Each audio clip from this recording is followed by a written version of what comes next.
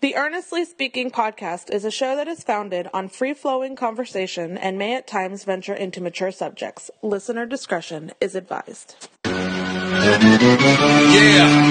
Earnestly Speaking podcast.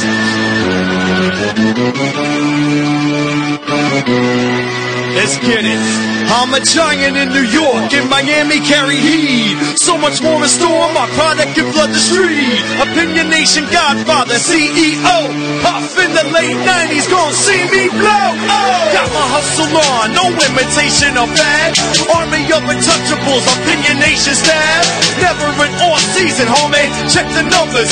Heart throb in my own right, supplying southern comfort. Earnestly speaking, my ego is well fed. Earnestly speaking, you're too feeble and no threat. See, I'm like a hurricane, you're a mild breeze. Earnestly speaking, leaving Eli a dynasty.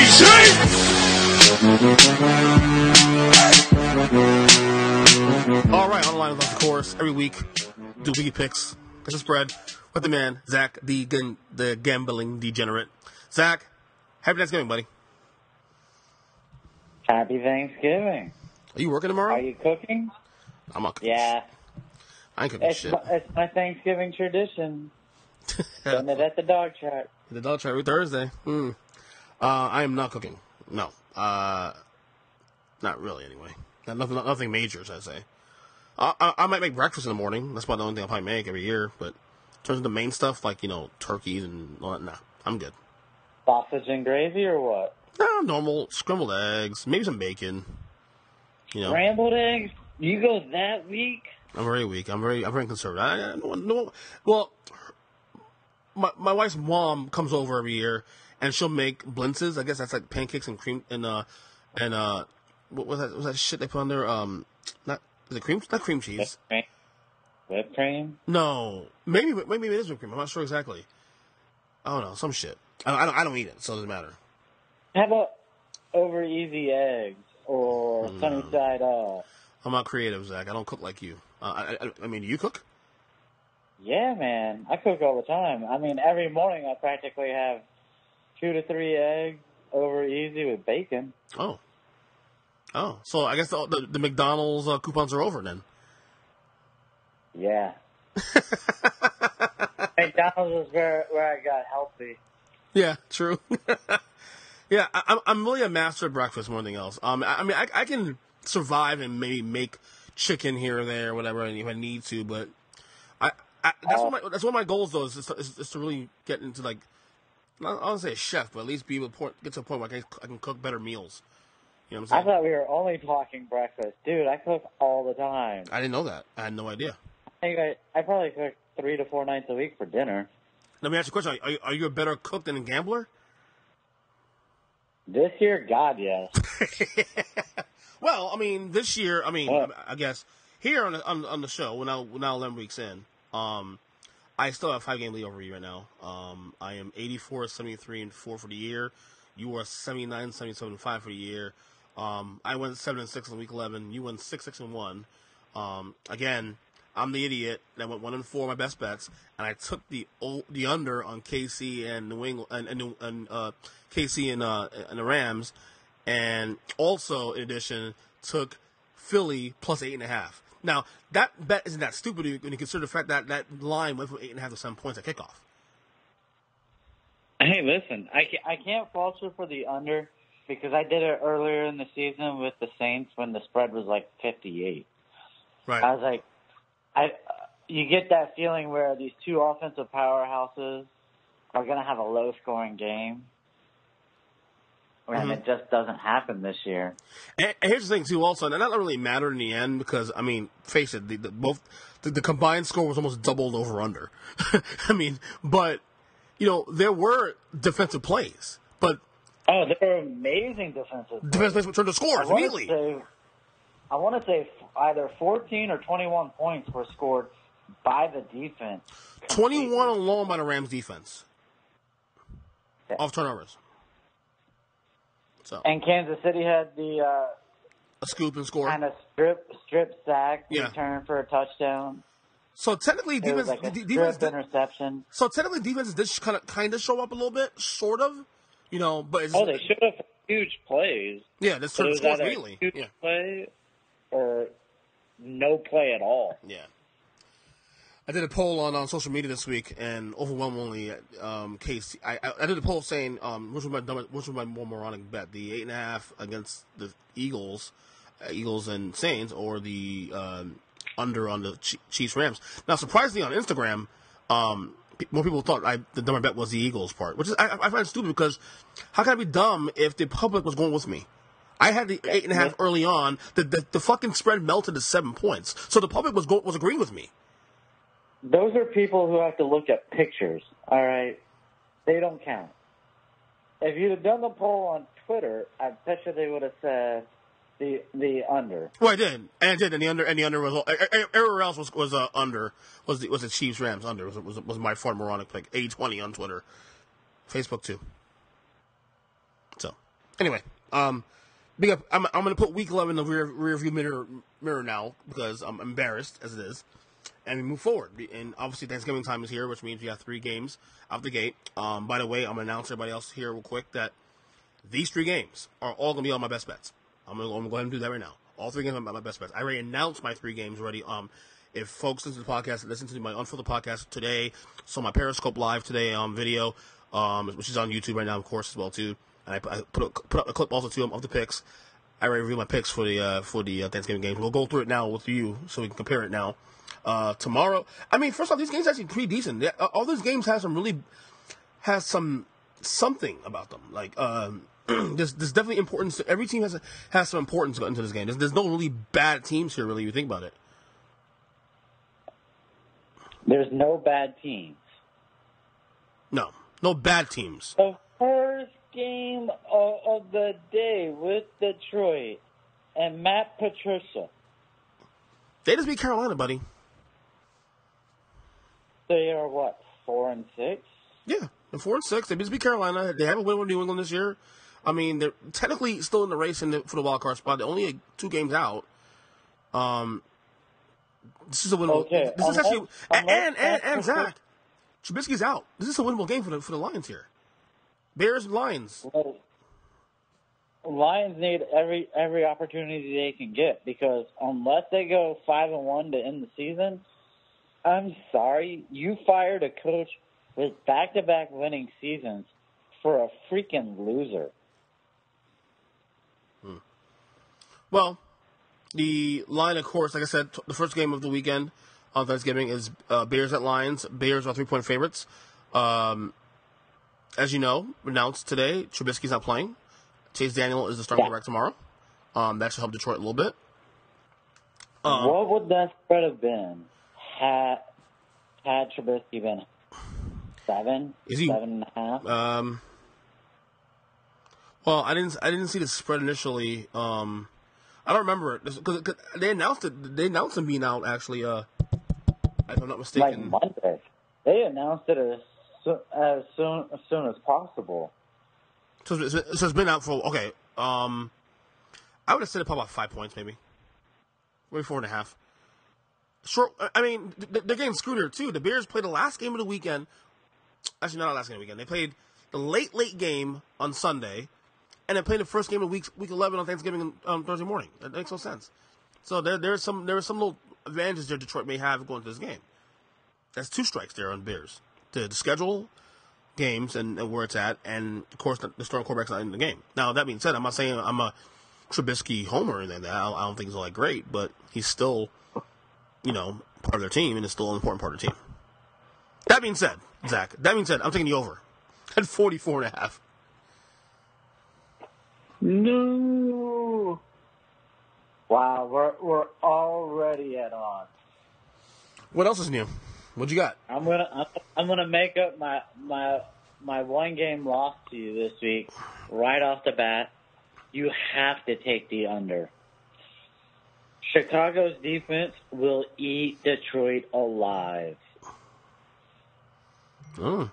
And the fact that Chase Daniels is only getting maybe 2 days of actual prep time with the first string offense, it's not going to be enough to cover the over. I see this game maybe 17-13. it will be a long, slow, boring game. Unless the defense starts scoring points after points. Well, we shall see what happens there. I mean, I kind of don't feel great about the over here because I announced this morning, right? I'm going to stick with it. I'm going to see what happens here. This is me being stubborn again like it was with the Rams and the Chiefs last week. Okay, next game here, 4 o'clock game, of course, 4:30 game, rather, tomorrow. That's the Redskins without Alex Smith. Sorry about that, buddy. Heading to Dallas to face the Cowboys. The Cowboys are 7-point favorites. I'm surprised the line's not higher, but I guess it's because Dallas doesn't have an offense. Maybe that's why it's slow. Zach, what you got here? Well, first off, it's not Dallas versus the Redskins. It's Dallas versus the replacements. That's true. Lots of injuries, man. Other than a running back, there is not a single starter from week 1 this season who will be on the football field. That is so I have to get this off my chest. Any person who's a fan of any team other than the Redskins who complains about an injury bug this season, shut your mouth. Just shut your mouth and do not be a crybaby. All you have to do is look at the Redskins' offensive line, their quarterback, their wide receivers. On the podcast, okay, go ahead. With that being said, I will take the under in this, I will take the over in this game. I think it's too low at 40.5. You'll get agreement here with me too, because I also took the over as well on this game. I agree with you. It's way too low. I can see a 23-21 type game here. Yeah, I can either see a complete blowout by Dallas, where everything's clicking and they're beating up on backups for the Redskins. 37-10. Or you can see Colt McCoy, who returns to Texas as a Texas boy and chooses to shine for one day, and he gets the over and keeps it close. Right. So Kyle and I went through the schedule yesterday on the Redskins because everybody's assuming now they're dead. Everybody's assuming now the Cowboys. This is all stuff for the Cowboys to clinch it up the East. Philly's falling apart. The Giants aren't. They still suck. Expected to win a little winning streak. Redskins have their own injuries. So the assumption now is the Redskins or the Cowboys rather are going to win this division. However, if we're saying, I don't know how you feel about this, but if 8-8 is going to win the division, could you find 2 more wins in the Redskins, even with Colt McCoy quarterback? And I say that for one reason. Every game the rest of the year for the Redskins, every team is 500 or below. So they're not playing. They're not playing teams like the Patriots or the Rams. Teams like that ilk. They're playing Tennessee, Dallas, Jaguars, Giants, Eagles. So if that's the case, think what you just named. You named Tennessee, whose defense shows up basically every week, except last week. Yeah. I'm saying. I mean, I guess the question is this. Could you find 2 wins here in the next 6 weeks for Redskins? That's the question. No. If Alex Smith was healthy, we were going to win the division. I agree with you. I worry that not only cost us the season, cost us a division title, but I think that injury probably ended his career. It's possible. They said that the bone went through the skin. And at this point, I think there's a better chance that the Giants, with their week schedule, finish with a better record than the Redskins. Wow. Yeah. Because, like I said at the beginning, this is team replacements. Half our offensive line is guys who did not play in the NFL to start the year. That's interesting. That is pretty interesting there. Okay. Well, like I said, Bill, you agree with the over 40.5. I agree with you there. All right, the late game here is going to be, of course, the Atlanta Falcons, 4-6 and fading in the wild card race, going to New Orleans to face the Red Hot Saints. The Saints are 13-point favorites. Zach, I'll go and say what I said earlier today and surprise the bunch. I'm taking Atlanta here. I know New Orleans has No, I you know. can't do that. I know the Saints have blown out the Bengals and blown out the Eagles in consecutive weeks. However, there's got to be some sort of not letdown, some sort of okay, well, let's come back to earth a little bit. Also, it's a divisional game. Also, Atlanta, while 4-6, is still dangerous because they have weapons. I'm not saying they'll win this game, but 13 points is a lot of points, though, for a divisional game. I don't care if it's the Saints and the Falcons. It's still a lot of points. Give me Atlanta plus 13. Why? You disagree? Why? You agree with that, too? I agree with you wholeheartedly. I expect some kind of letdown on the New Orleans Saints. You cannot have blowout after blowout after blowout. At some point, you have to be so full of yourself going into a game that you get at least a little bit humbled. And Atlanta has the offense to do it. There'll be a loss. It's to be a closer game. Yeah, a 7 to 10 point victory. I mean, fuck. New Orleans is not fucking Alabama. Let's be real here. So you agree? I'm sorry. Yes, I agree. All right. You can't make up ground when you're making the same pick as me. Jesus. I apologize, buddy. I didn't mean to disappoint you there a little bit. Oh, well. Deal with it. Okay. Let's get to the Sunday games real quick. All right, the Sunday games, of course, we have the Jaguars heading to Buffalo to face the Buffalo Bills. Word is Josh Allen's back this week for the Bills. The Jaguars are 2-point favorites. Zach, what you got? I had not heard that Josh Allen might be back. I've heard he's going to come back this week. That's what I've heard. He is so exciting to watch. He really is. You know, he plays like John Elway. I've got to say that. He is fearless when it comes to running with the ball. But Jacksonville cannot be this bad this season. I understand they are bad, but you have to win a game. And I expect them to win this game and to cover. I will say this, though. Is it possible that last week's loss against Pittsburgh, the way they lost, it pretty much ended the year, killed the spirit, all that? Like, I can see the situation where the Jaguars just say, fuck it, I'm done. Calling in, we'll see you next year, 2019 style, and that's it. Like, because the 3-7, they have no shot at winning the division. They have no shot at winning the wild card, really, to be honest with you. I feel like last week's loss to Pittsburgh was a last chance to make something of the season. And the way they lost that game, I feel like, fuck it. Just go for a draft pick. I'm done.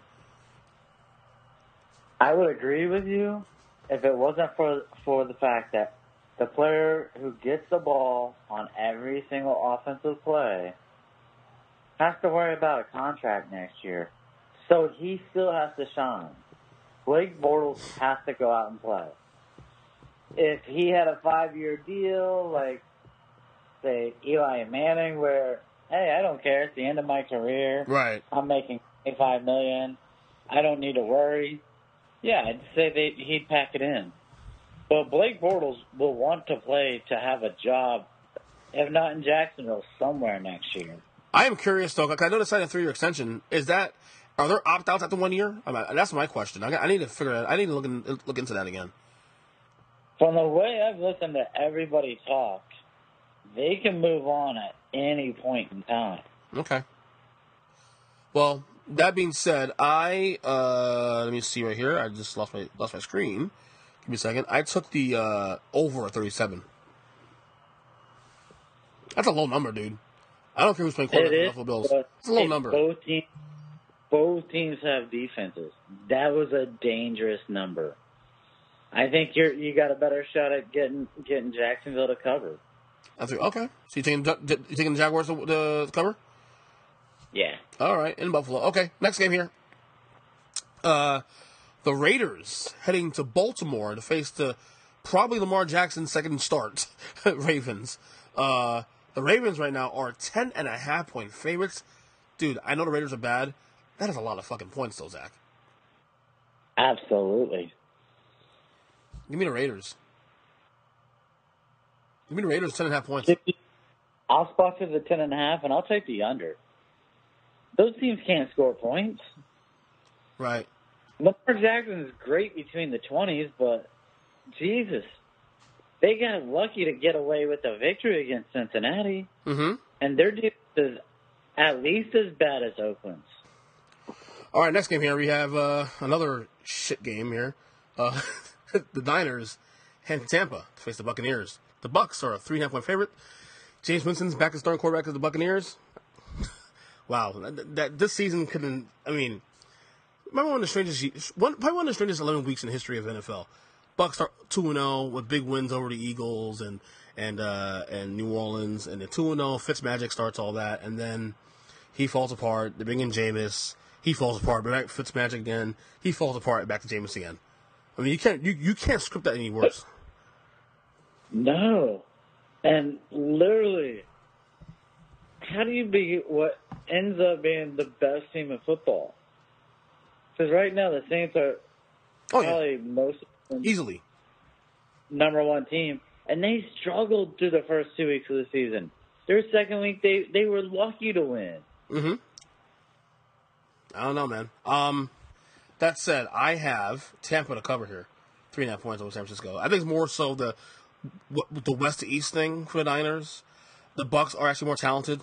I mean, this is the thing of the Bucs I can't stand. The Bucs have one of the most talented rosters in the entire league. They just can't put it together, especially on offense. Yeah, there should be no excuse for not being able to score points. Well, they do score points. You should. To be able to put up 500 yards against the Redskins and walk away with 3 points with that kind of roster on offense was an absolute joke. Yeah. But I'm with you. I'm taking the bias of a West Coast team going to the East Coast, and so I'll take Tampa Bay to cover. All right. Yeah, I think there's as much a chance that Nick Mullins throws 3 interceptions as San Fran's defense returns 3 interceptions by Jameis Winston for touchdowns. Although I will say the Nick Mullins story is actually kind of cool. I ain't gonna lie. Oh, I've enjoyed it. It's really cool. I hope the guy gets to have a more meaningful backup role next year with another team. Yeah.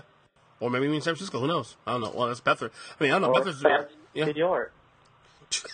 Who knows?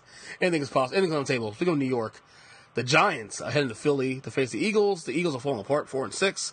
The Giants are ascending a little bit now, 3-7, won 2 games in a row, first winning streak since 2016. The Eagles come in here as 6-point favorites, however. Zach, what do you like in this game? Well, I have a belief system. I've explained it to you from 2006. 10 years ago. 2006. There's only when a team from New York named the Giants is getting points, and in this case quite a bit, you take the Giants. And guess what? I never failed you. I'm doing the same. Absolutely. And I look at it in twofold. One, you look at the wide receiving core of the Giants versus the DBs of the Eagles. And I would expect the wide receivers to shine on Sunday. And then I believe the Eagles have basically given up. Really? Yes. After that loss, the way in which New Orleans beat them down, I feel like they are ready to pack it in and call it a season. So basically one-hit wonders, huh? It's not even a one-hit wonder, but I feel like they are a team that unless they're on a roll, they are never going to be able to conquer adversity.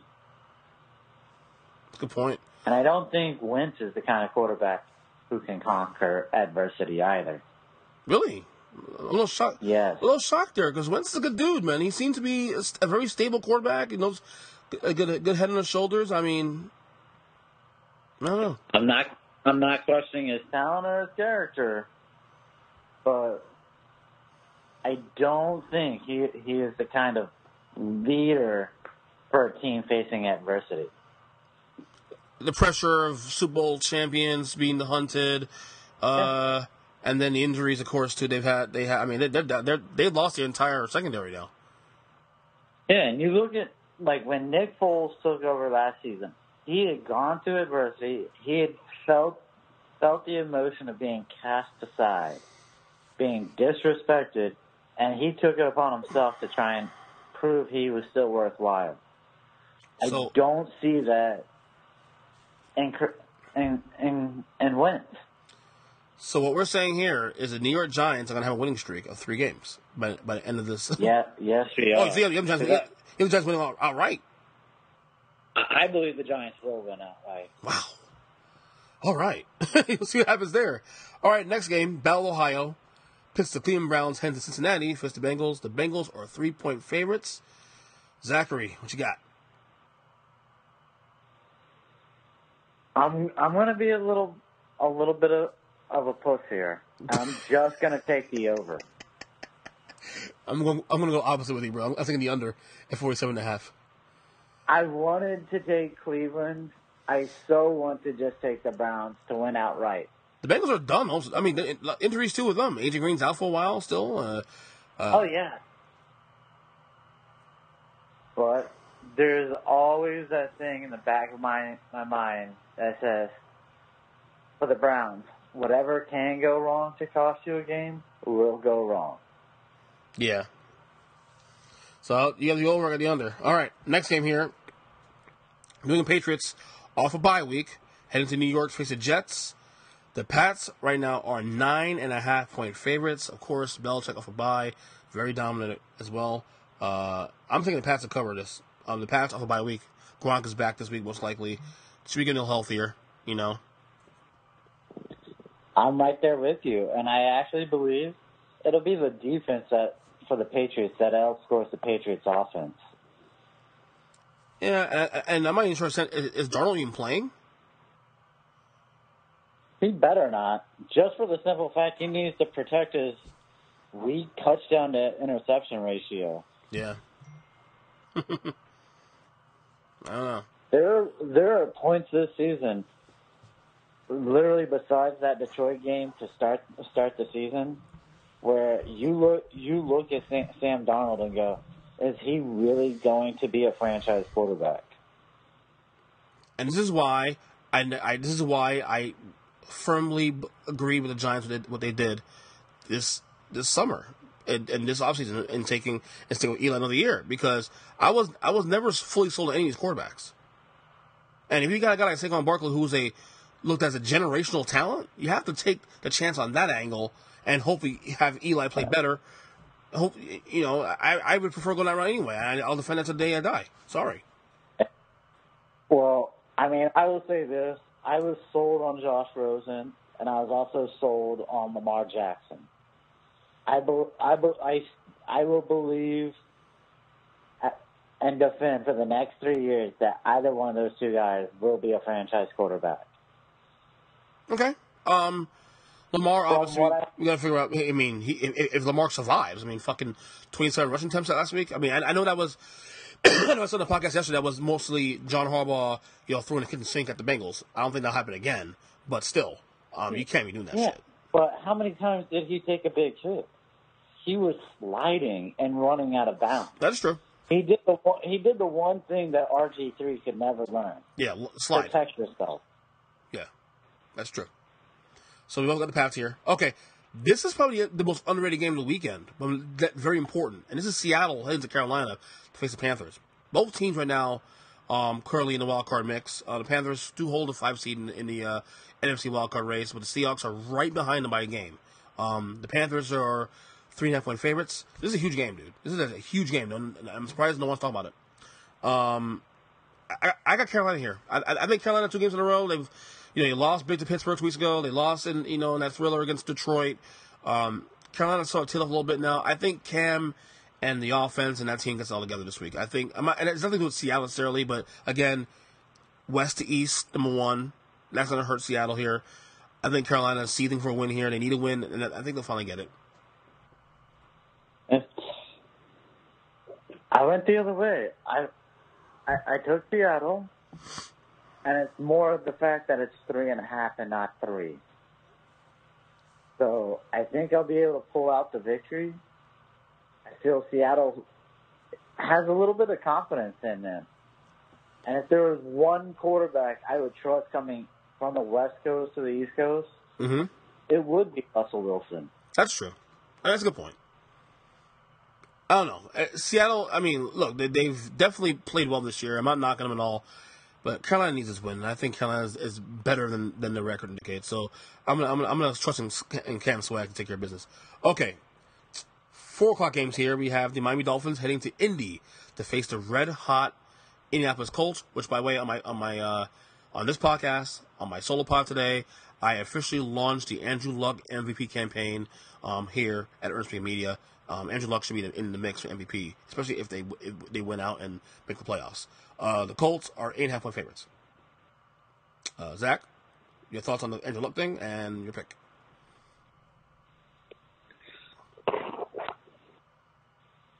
I was one of those guys who, after seeing him get replaced to throw a Hail Mary, watching him all through preseason, I did not believe he had the arm strength to be a starting quarterback right now. But he's proven he's not just a starting quarterback in the NFL. He is near the top of the echelon. Mm-hmm. He's elite again. He's back to what he was. If not, you can argue better. But I get this freaky feeling that 8.5 points is just too much this week for him. Like the Dolphins. I'm taking the Dolphins.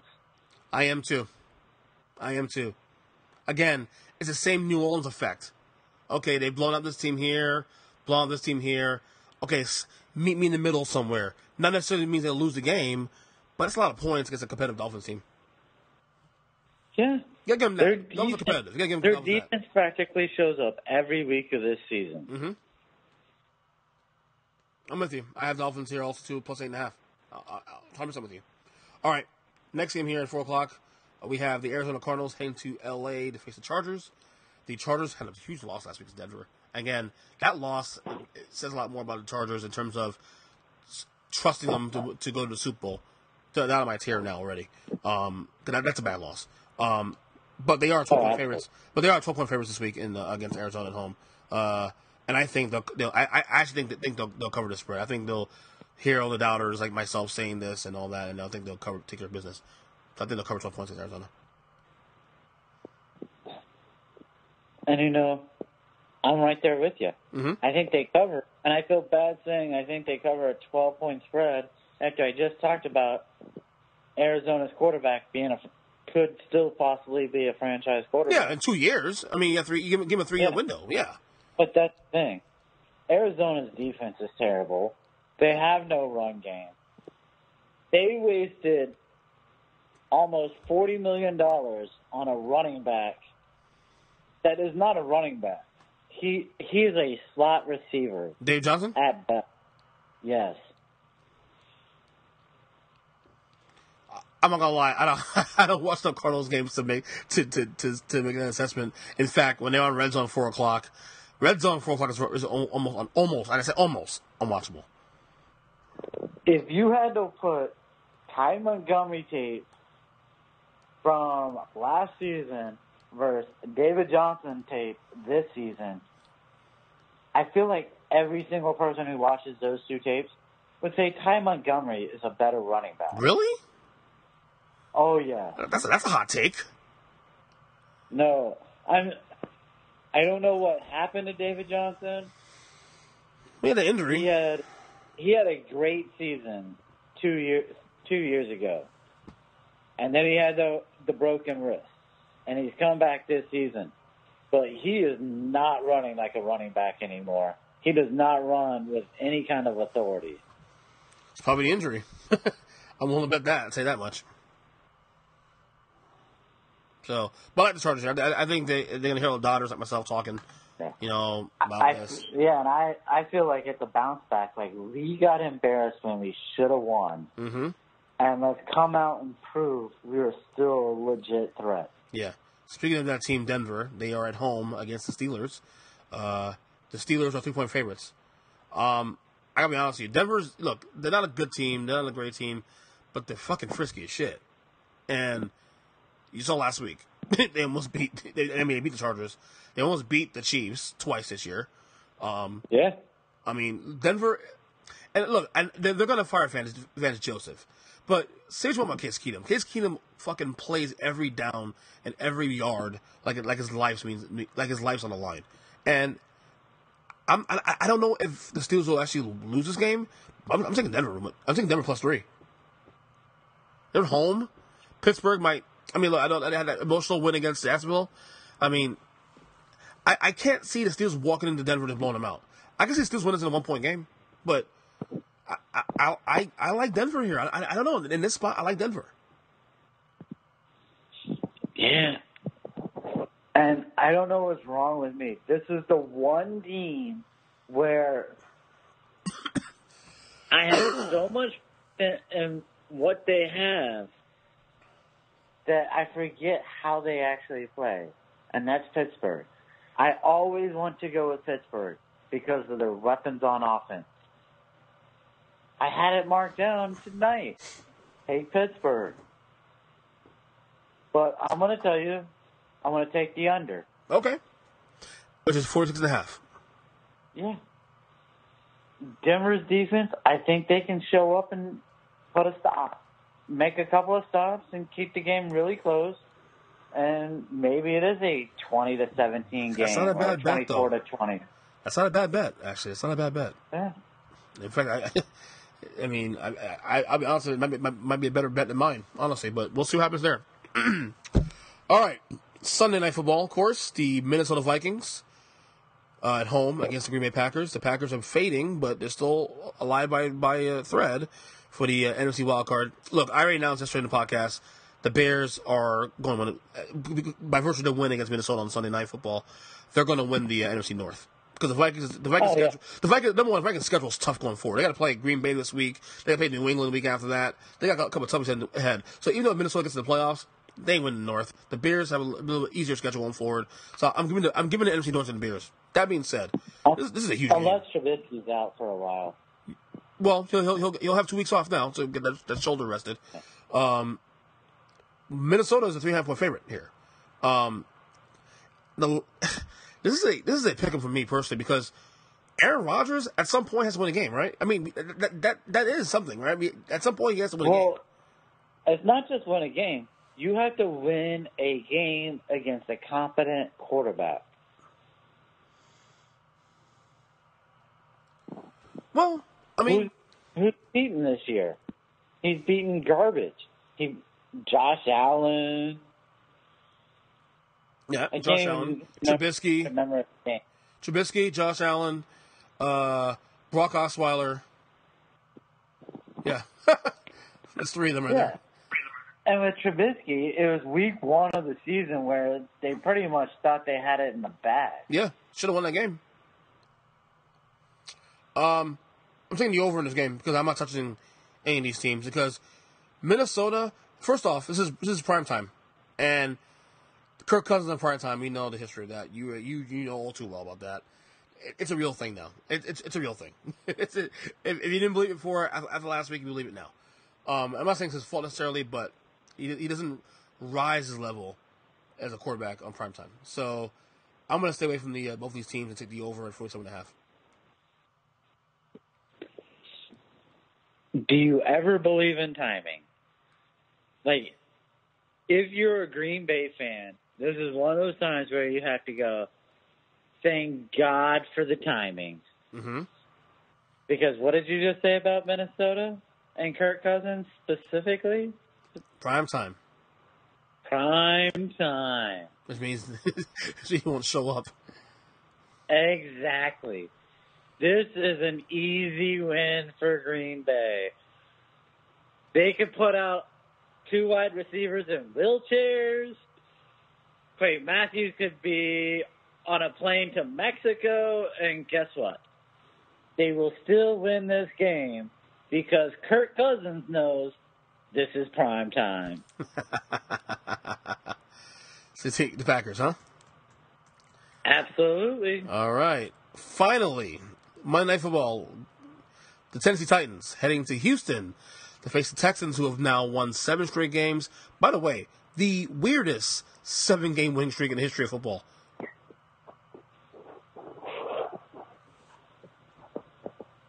Dude, I don't know if I call it the weirdest, but you could tell they were definitely getting their baby steps going before they could run. Houston's a 6-point favorite here. Houston's a 6-point favorite. Logic tells me that's a too big a spread. That's what logic tells me. Tennessee's off a bad loss at Indy. Houston has been nipping, tucking wins out of their ass. Missed field goals, made field goals. I mean, logic will tell you to take Tennessee. They barely beat the replacement squad. Yeah. I'm taking Tennessee plus 6 here. Not saying they'll win the game. Just taking plus 6. Divisional game, all that. You pick it. Now, I think the one thing I will say is that the reason why the spread is so high is because of Mariota. You know if he's playing or not. Exactly. And if it's the Texans versus the backup, it's going to be a blowout. Yeah. I think Mariota will play, though. I think he'll play. I haven't heard anything otherwise suggesting he won't play.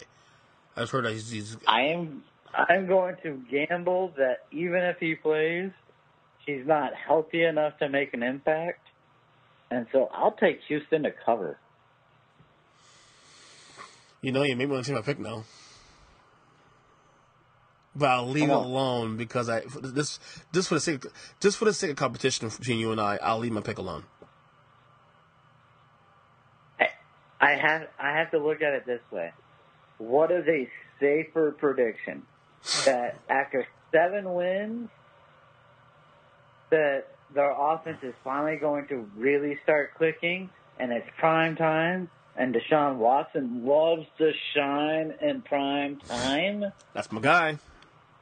Or that the Titans can control this game, clock-wise. Mm-hmm.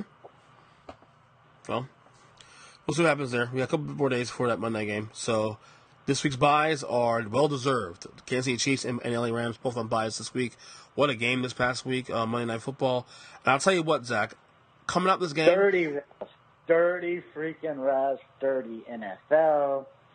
There must have been a message put down that said, hey, call anything close on defense. We do not want defense to shine. That said, though, I come in from this game feeling even better about the Chiefs now moving forward because this team had 13 penalties. This team turned the ball over 5 times. The Rams scored 21 points off those turnovers, and yet they only lost by 3 points and had a lead late in this game.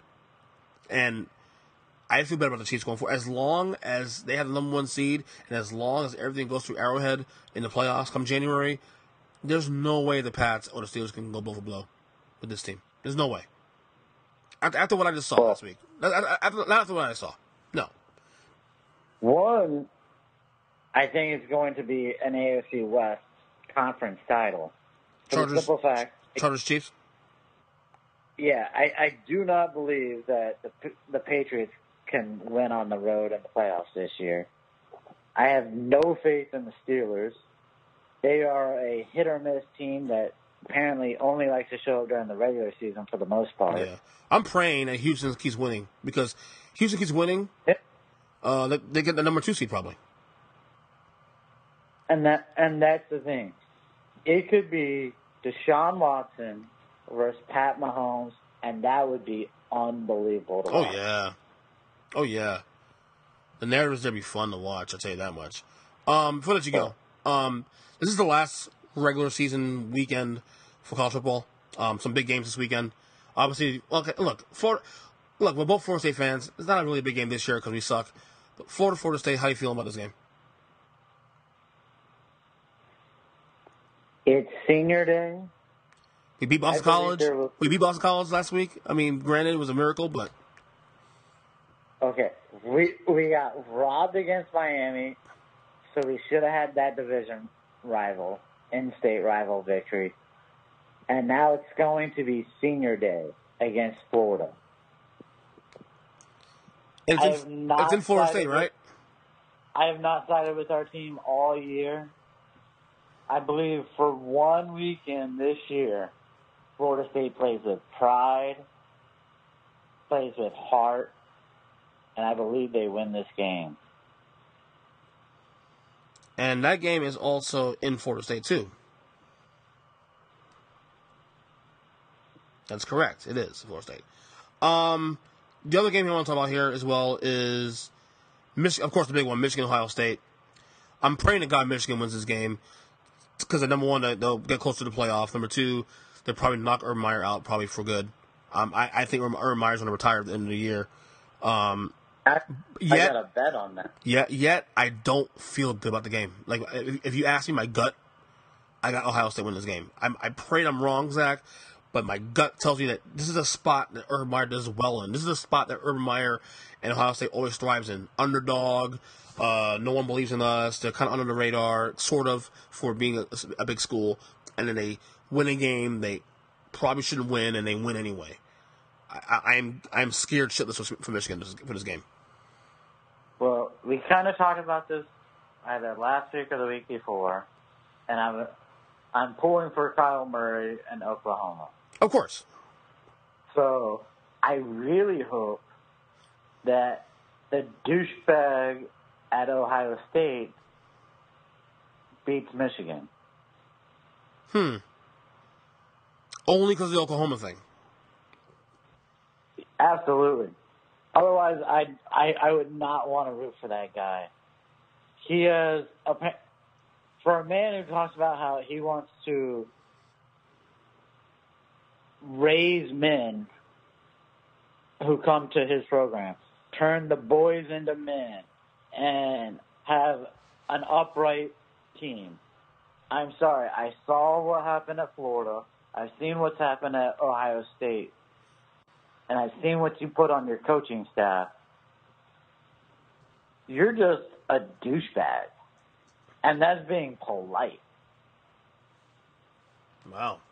But I really want to see Kyle Murray and Oklahoma play in the Final Four. Well, Michigan's my number 2 team, obviously. You know that already. So, but again, I don't feel good about this game. So, if you ask me my gut feeling, I have Ohio State. The other game here, of course, Alabama and Auburn. Please, 24-point spread for Alabama. Come on now. The other game I'm really looking forward to watching this weekend is the West Virginia-Oklahoma game. I don't believe West Virginia has the defense to stop Oklahoma. Bro, the over-under's 80. Look at this shit. Oh, yeah. And it should be. I'm sorry. It should be 80. Bovada's at 85, actually, bro. Bovada's at 85. They should have made it 79 just to make people think. Mm-hmm. Because once you go to 80, they're like, oh, yeah, I could go 83, 84. Right. You know? If you'd have made it 79, you'd be like, can they get to 80 total, or will it just fall underneath? But by getting over that bridge and making a whole new number of 80, I think Vegas screwed themselves on trying to balance the over-under bets. Good game. Should be a fun game. I mean, I also like to see Oklahoma get in there. I just don't want to see them in there at the risk of Michigan getting screwed. That's all. Yeah. But I get it. I totally get it. You know what I mean? I totally get it. I just don't want. I want Ohio State to go away, though. I think if they lose this game, this is definitely the tombstone of Urban Meyer at Ohio State. If they win this game, it brings back some life. They go to the Big Ten title game. They probably win the Big Ten title, and then all of a sudden you have well, we got to consider them for the playoff. I don't know, because they're Ohio State, and I don't want all that. Well, I don't think they would be able to jump Oklahoma for the simple fact Oklahoma put a beat down on them.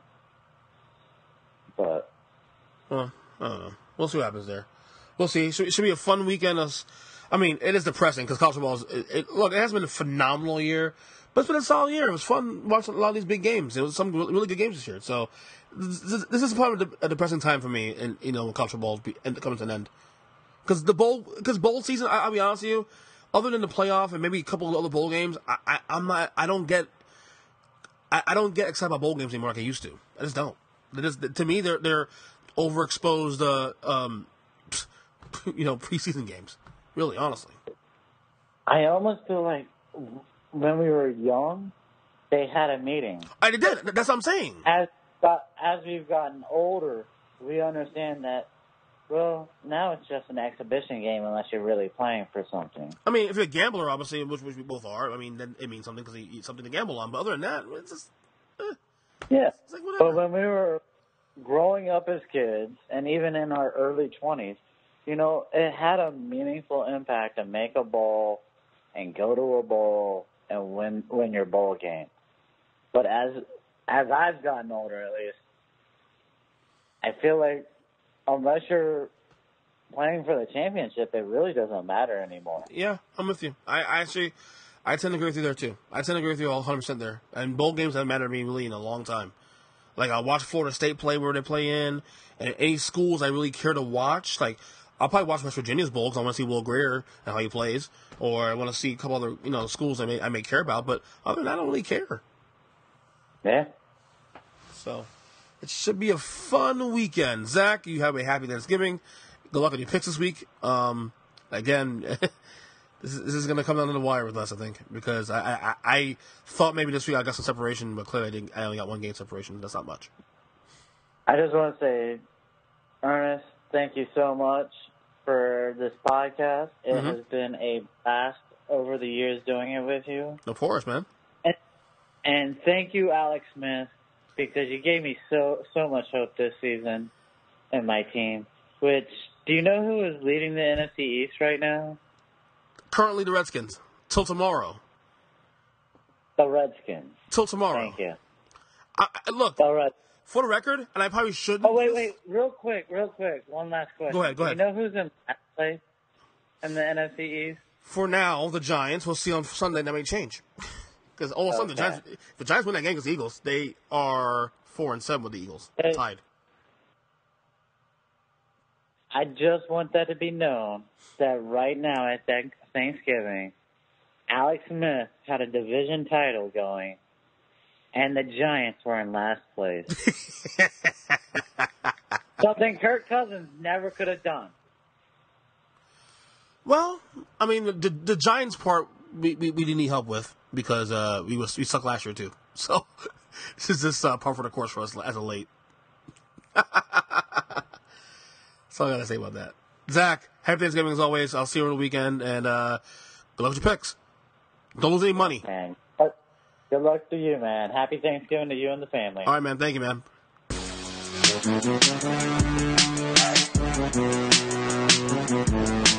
Bringing an old buddy of mine on the pod. David Healy's on the line. Dave, what's up, bud? Yeah, man. What's going on? You've been on the podcast before. Actually, a few times, but it's been probably a couple of years since you've been on the show. Yeah. I think, since I've been, last time I was here, Alabama was a national championship contender, so not much has changed in that aspect. I'm just going to leave that out there. I feel like my entire 30s and probably my end of my 20s has been that same diatribe. Nothing's changed there. Nick Saban's still doing Nick Saban things. He's the GOAT, right? He's got to be the GOAT.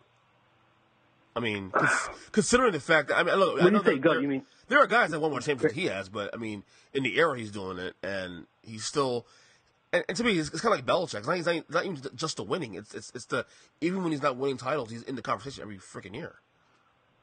Yeah. Are we just talking about college football? Because, well, yeah, college. Vince Lombardi always gets on. Okay. In his case, yeah, college, of course. Belichick is the best in his league, what do you call it, league, whatever you want to call it. But yeah, I was Bear Bryant was before my time. Yeah, but I'd have to say I haven't seen anybody do what Nick Saban does.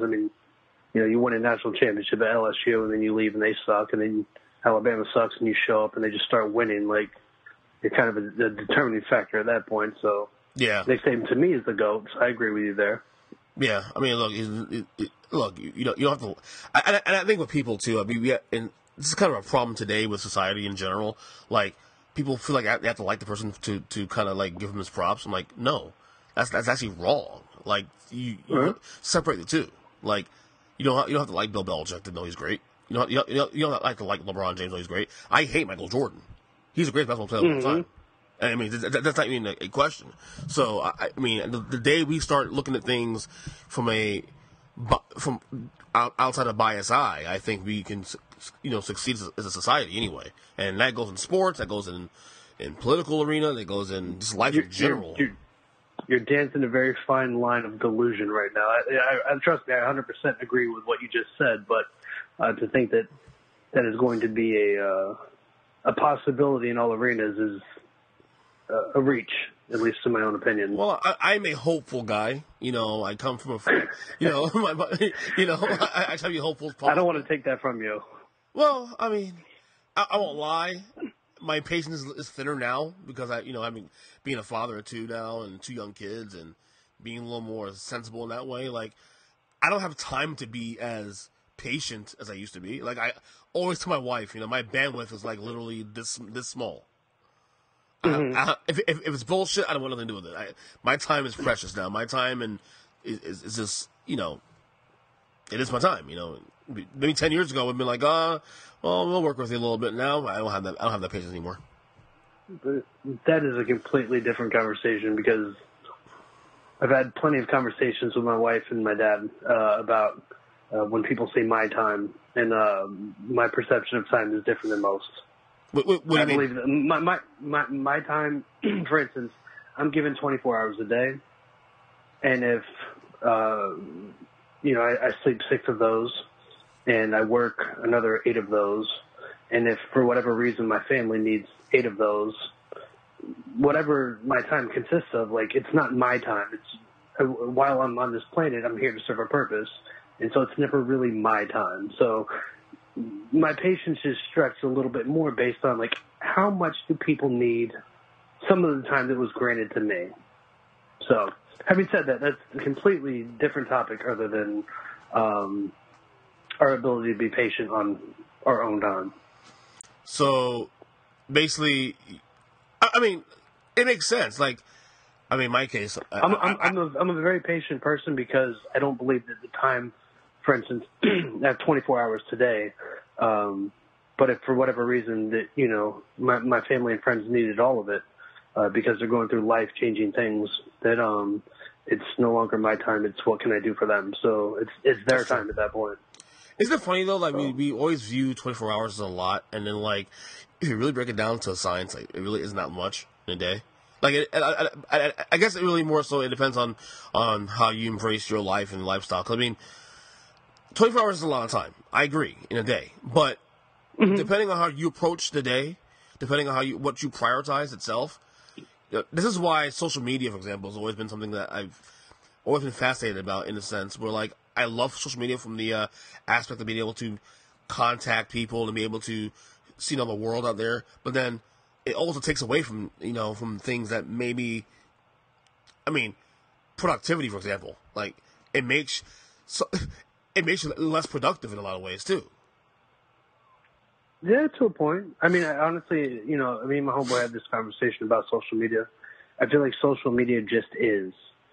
Some people use it and literally just piss away their life. For myself, I follow people like, this guy I love to listen to, Reg Zacharias, John Lennox, Eric Thomas, people like that. And, like, literally for me, social media is a way to, like, invest in a way, I think.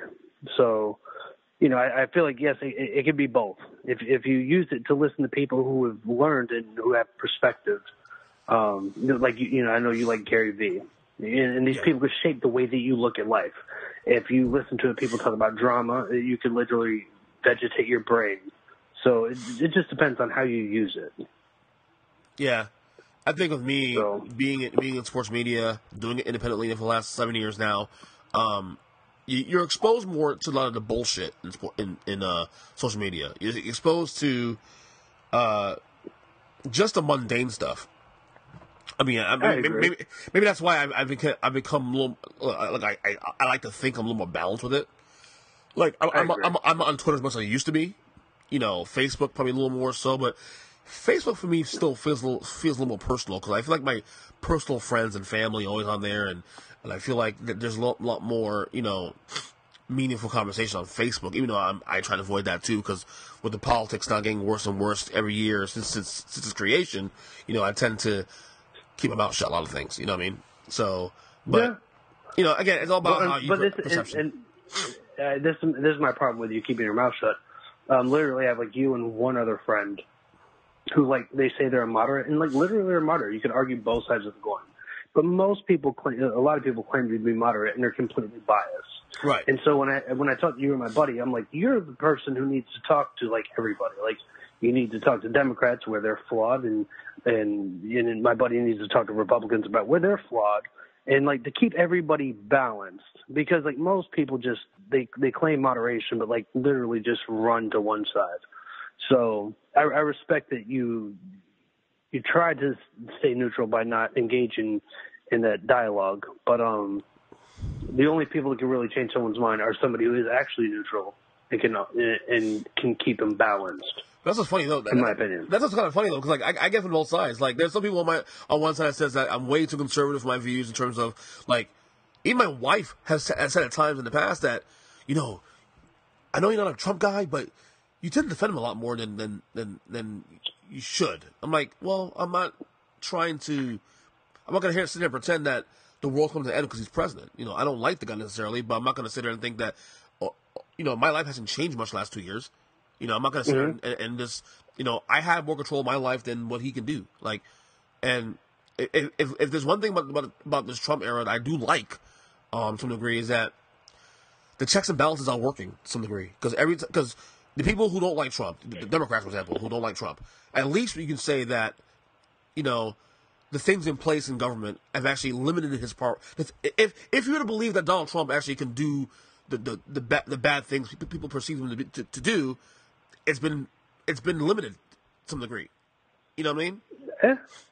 I guess I'm not going to disagree with you, but I think it's. Let me rephrase that. I was about to say I think it's funny. I don't think it's funny. It's marginally ironic that we started with college football and then like fuck it right into the thing that matters. But when it comes to like the thing I love about Trump, right?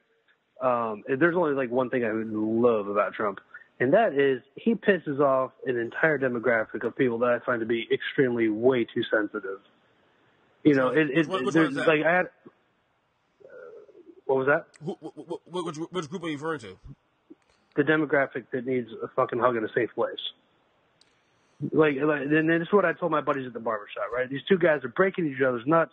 In my barber, the guy I go to most of the time, and particularly, got like fucking heated. He was mad, all this stuff. And I told Keywan, I'm like, Keywan, lions don't worry about the opinion of sheep. If you're that mad about what Steve said, you know what it makes you? A fucking sheep. Yep. Right? The thing is, we can change this, but right now you're a sheep. If somebody says something and this makes you mad, you are literally a sheep. You need to address the problem. The problem is not what they said. The problem is you're a sheep. You know what I'm saying? There was a psychologist, I want to say 30 or 40 years ago, that said that when we cannot control our own emotions is when we have to control the behavior of others. Right. And so when I go through life, what I try to do is empower people. And if I'm trying to empower you, I'm not trying to change somebody else. I'm trying to make you be stronger than that person. Right. You know what I'm saying? Like, for instance, I'll be a little bit personal on this conversation. My stepson, he was born with schizencephaly, paralyzed on the left side of his body, missing half of his brain. The kid's a G, but he had a couple setbacks in life.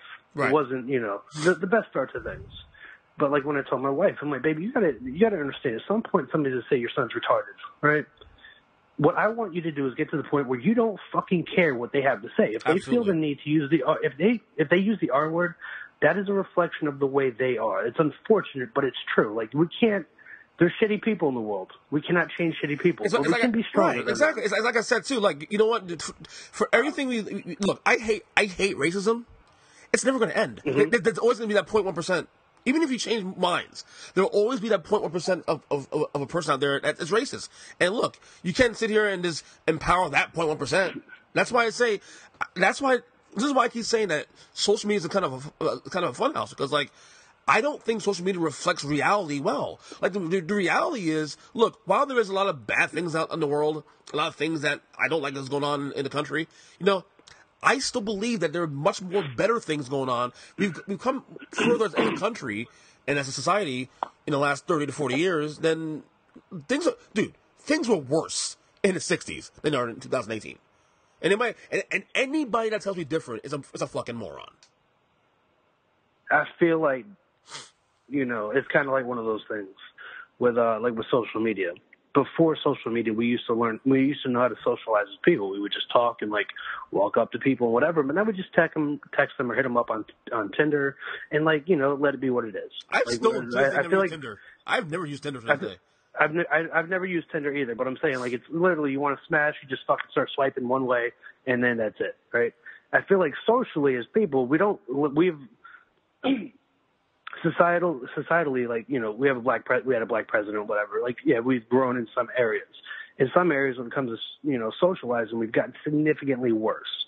I made a comment, politically speaking, around a mixed group of people intentionally, and somebody says, you don't talk politics and religion, and I told him, the divorce rate in America is over 50%, and I promise you, they're not all getting divorced because of politics and religion. The problem is we don't know how to communicate. Yep. If we solve that problem, we can disagree very cordially. If we don't know how to communicate, we're going to argue all the damn time. And so I feel like with the destruction of the way we communicate with people is ultimately our big problem in society. We can't disagree about things. Like you and I can disagree about things, because we've done it plenty of times and we still get along very well. Right. But most of the times, if, for instance, if somebody says something about Trump and I defend Trump, even if I don't like him, all of a sudden I'm a fucking Republican and they hate me. And I'm like, I didn't even vote for him. I'm just saying that what you said wasn't true. I had a close friend recently who's a well, I mean, he's not. I guess he's more to the left, and he told me, I've noticed you're a little more defensive of Trump. I go, no, I'm not defensive of Trump. I'm just trying to give you a little common sense. I don't like the guy, but yeah. I'm not gonna. If I say something, if he does something that I actually agree with, for example. That doesn't mean I support him. Come on. I mean, we can't live in that window where it's either one or the other. It's not black or white. Yes. My thing is when it comes to politics, and I told my buddy, and anybody who may listen to this probably will take offense at it. I hope you don't. But to me, complaining about politics is something poor people do. Successful people live life from the inside out. It doesn't matter who's the president. I'm going to be successful. People complain about who the president is. That's a thing that fucking poor people do. Yeah. And so I had a buddy of mine, and I was defending Trump because he was bashing Trump. And he said to me, Dave, I know you're a moderate, but you really sound like a Republican. And I told him, there's two questions that you're missing. One, why am I defending Trump? First off, if you weren't talking shit about Trump, I wouldn't have to defend him. Secondly, the most important question to me is, did I ever talk shit about Obama? And he couldn't answer the question. My thing is, I don't talk about shit about the president because I find it to be a very unproductive thing. I don't care if I like him or not like him. The only thing I would do is say, I wish this would have happened. But whoever it is, I really don't even care who it is. But not only that, but the idea someone would say, well, you sound like a Republican. Well, what's a Republican to you? Because Republicans have different meanings to different people. I agree. I'm a conservative. I'm not a Republican. Those exactly. are different things. Not all conservatives are Republicans. This is for the record. And this idea that, because I'm a flag-toting American, I'm a conservative. There are a lot of liberals who care about this country too, and vice versa. And I wish we got that mindset. I feel like liberals are a lot faster to negotiate on certain things. Yeah, a lot has to do socially. I asked you this question before, and if I didn't, I apologize. But this is the most important thing to me, and I've asked several of my friends when I talk to a liberal, what is sacred to liberals? And until somebody can tell me what's sacred, they can't tell me what they stand for. Well, I'm not liberals. I can't necessarily answer the question. I know you're not. Twofold. What I do know is I have a liberal friend, for example, who volunteers every Sunday, with the vets. And helps feed the homeless every Sunday, and whatnot. And this guy is a bleeding heart liberal. I mean, this guy is anti-Trump, and he's for. Although I will say though, to some degree, that some of his politics, I had a discussion with him recently. He's actually a little more he would consider himself moderate, but there's a lot of libertarian things in there that I would say he's a little more kind of like me, fiscally conservative to some degree. Let me ask you one question, right? Yeah. A bleeding heart liberal claims to be compassionate and understanding and tolerant, right? If you're those three things, how can you bash Trump? Because you need to be tolerant of like his views and the way he is, and we need to be understanding of who he is. I think some of the at some point, if you if you claim to be this thing, and then you're like not tolerant of somebody else, you're a fucking hypocrite. Right. I think a lot of it's kind of a dumb. I think the problem is a lot of the rhetoric. See, this is the thing with Trump. Like, there was a point where I actually was considering voting for him, in 2016, in the primaries, because what I will say is that he brought something different to the arena, which I thought was kind of appealing. Like, he didn't sound like one of these politicians that you couldn't trust. He didn't sound like one of these like, oh, he's gonna say what I want to hear, even if he's blowing smoke on my ass. He wasn't sophisticated, which in a lot of ways is kind of actually, appealing to the modern middle of the road American. You know what I mean?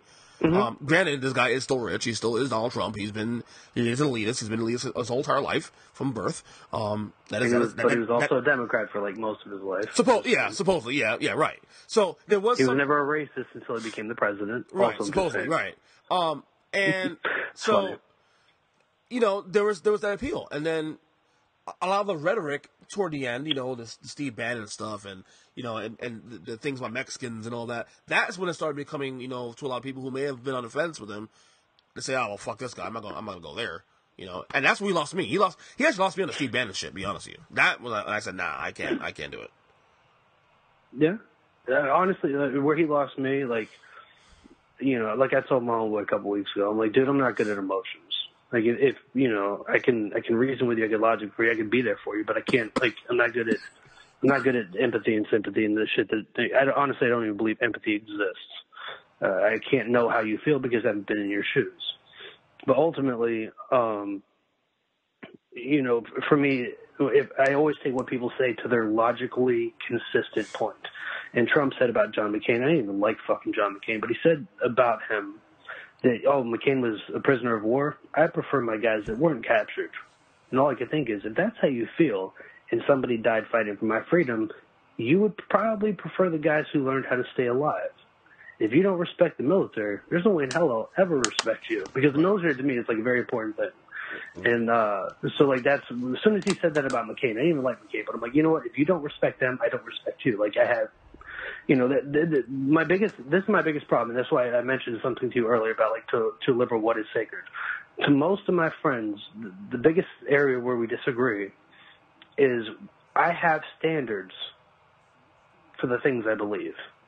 Until you have standards or you have convictions or things that are like legitimately sacred to you, you're literally standing with your feet planted in midair. At first, you have to figure out what your first principles are, and then we can talk about like what's important and what's not. If you stand for nothing, you'll fall for anything. What are your? Let me ask. What are your personal standards, for example, that mean something to you in terms of like these kind of arguments or discussing points like that? You're talking about like who I would vote for president? Well, it has to be president. Because like there's two sides of me. Like there's like the person I am. Who believes in accountability and stuff like this, and morals. I believe in freedom. I believe in free will and choice and stuff like that. Yeah. But that's a philosophical argument. When it comes to politics, I'm pro freedom. I believe in less government. Let me have more control of my life. I believe that people. I don't make agreements with people being a victim, and that goes for anyone from my son to like the Black Lives Matter movement, like, and it goes back to my core philosophy. Like I told my homeboy a few years ago, in life you can have people's pity or their respect, but not both. Right. If you want people to feel bad for you, know that nobody will ever respect you. If you're willing to make that sacrifice, that's fine. We're just never going to get along. You know what I'm saying? My son has a disability. I will never pity him. I treat him like a man, and he wants to be a man. He doesn't want me to feel bad for him. How old is he? So, like, he's 9. Okay. But, like, in his mind, he's fucking Tony Stark. He's Iron Man. So, like, I don't need to feel bad for him. I don't want to feel bad for him. I don't want to feel bad for anybody. I want to respect people. But if I have to feel bad for you, I can't respect you. Like, that's the thing. Like, think about the people in life that you respect the most. It could be somebody like Rosa Parks. For myself, it's Christ himself or Martin Luther King Jr., people who face adversity, where the head held high, smarter, stronger, with conviction, all these things. You respect these people. You don't have to feel bad for them because they're the people that everyone else looks up to. But if you look at the people that you pity, you know, people who are victims and all this bullshit. I don't like to think about pity, but these people, you know what I'm saying? You don't respect them. They're just, it's unfortunate and sad things, and they never overcame anything. You can't be both of these things. And so when I'm dealing with people, I want to respect you. That is interesting, actually, Dave. That is actually an interesting perspective because, you know, I never thought of it that way in that fashion, like, you know, respect and right. That makes a lot of sense, actually. You know, but where's the divide? When you pity people, they start to become conditioned to that. And I don't want people to feel like they got to be a victim. Because think about this: if somebody feels like a victim and I pity them, all I'm doing is making being a victim more comfortable. Why would I want to enabling, Julian? I don't want to leave you there. No, I think there's something to be said about that. Like, I can tell you from my personal experiences too, as a black man, you know, and look, we have gone through a lot through the years in terms of, you know, becoming respectable people in society. There's still ways to go, but we're making progress, you know. And there is something to be said about victimization of my own people as well too. I'm not saying we all do it. I'm not saying I do it. I'm not saying that anybody I know does that. But there is something to be said about people who do that, and I think that's still one thing that plagues, I believe, my community to some degree. It's definitely in smaller numbers. It's not big as you think it is, but there is that out there. This is why there's a lot of you know, pushback on you know the whole Blexit thing, the blacks leaving what they call the plantation and whatever. Which, you know, this whole thing. Okay, I'm sure you're familiar with Candace Owens, right? I love Candace Owens. See, Candace Owens to me, personally, some of what she says to some degree I agree with, but to me, Candace Owens literally just says the same things that liberal says, changes the semantics so people can see how foolish that shit is. Candace Owens to me, though, the problem with Candace Owens, and the thing is, I used to be so tough on her, and there was I may have told this before in the past, but I decided to listen to an interview with her with Joe Rogan about 3 months ago. She was on Joe Rogan, I think, either late last year or early this year. And you know Joe Rogan, I'm sure you're familiar with Joe Rogan, his podcast. You know, he allows people to talk. His shows go 2, 3, 4, 5 hours sometimes. You know, so there's a lot of talking points in there. And to me, I did so because I wanted to see, okay, where does she come from? What is her perspective on that? Forget the Republican Democrat thing. I want to see what is her perspective on life? Why does she think the way she does?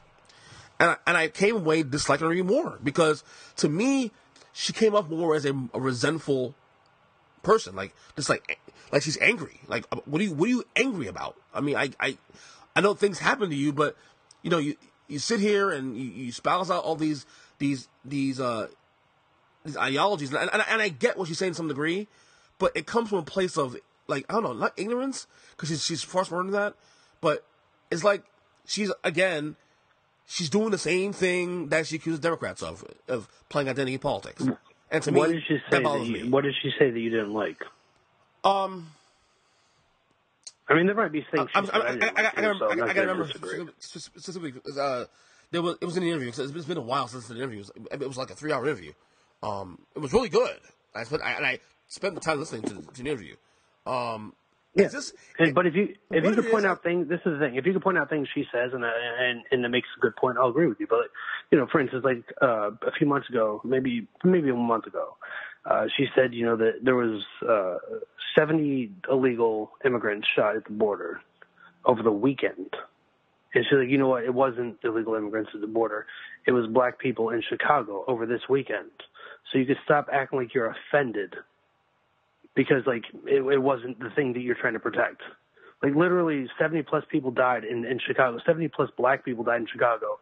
No one batted a fucking eyelash. But the talk that Trump says if somebody crosses the border, they're going to get shot. People are like, how can you shoot somebody? It's like 70 fucking people got shot. Nobody nobody said a word.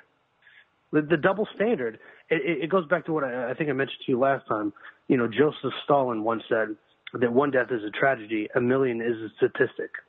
Nobody cares about how many thousands and thousands of black people die in America if one illegal immigrant gets killed. Like, it's all about can we get you to feel something?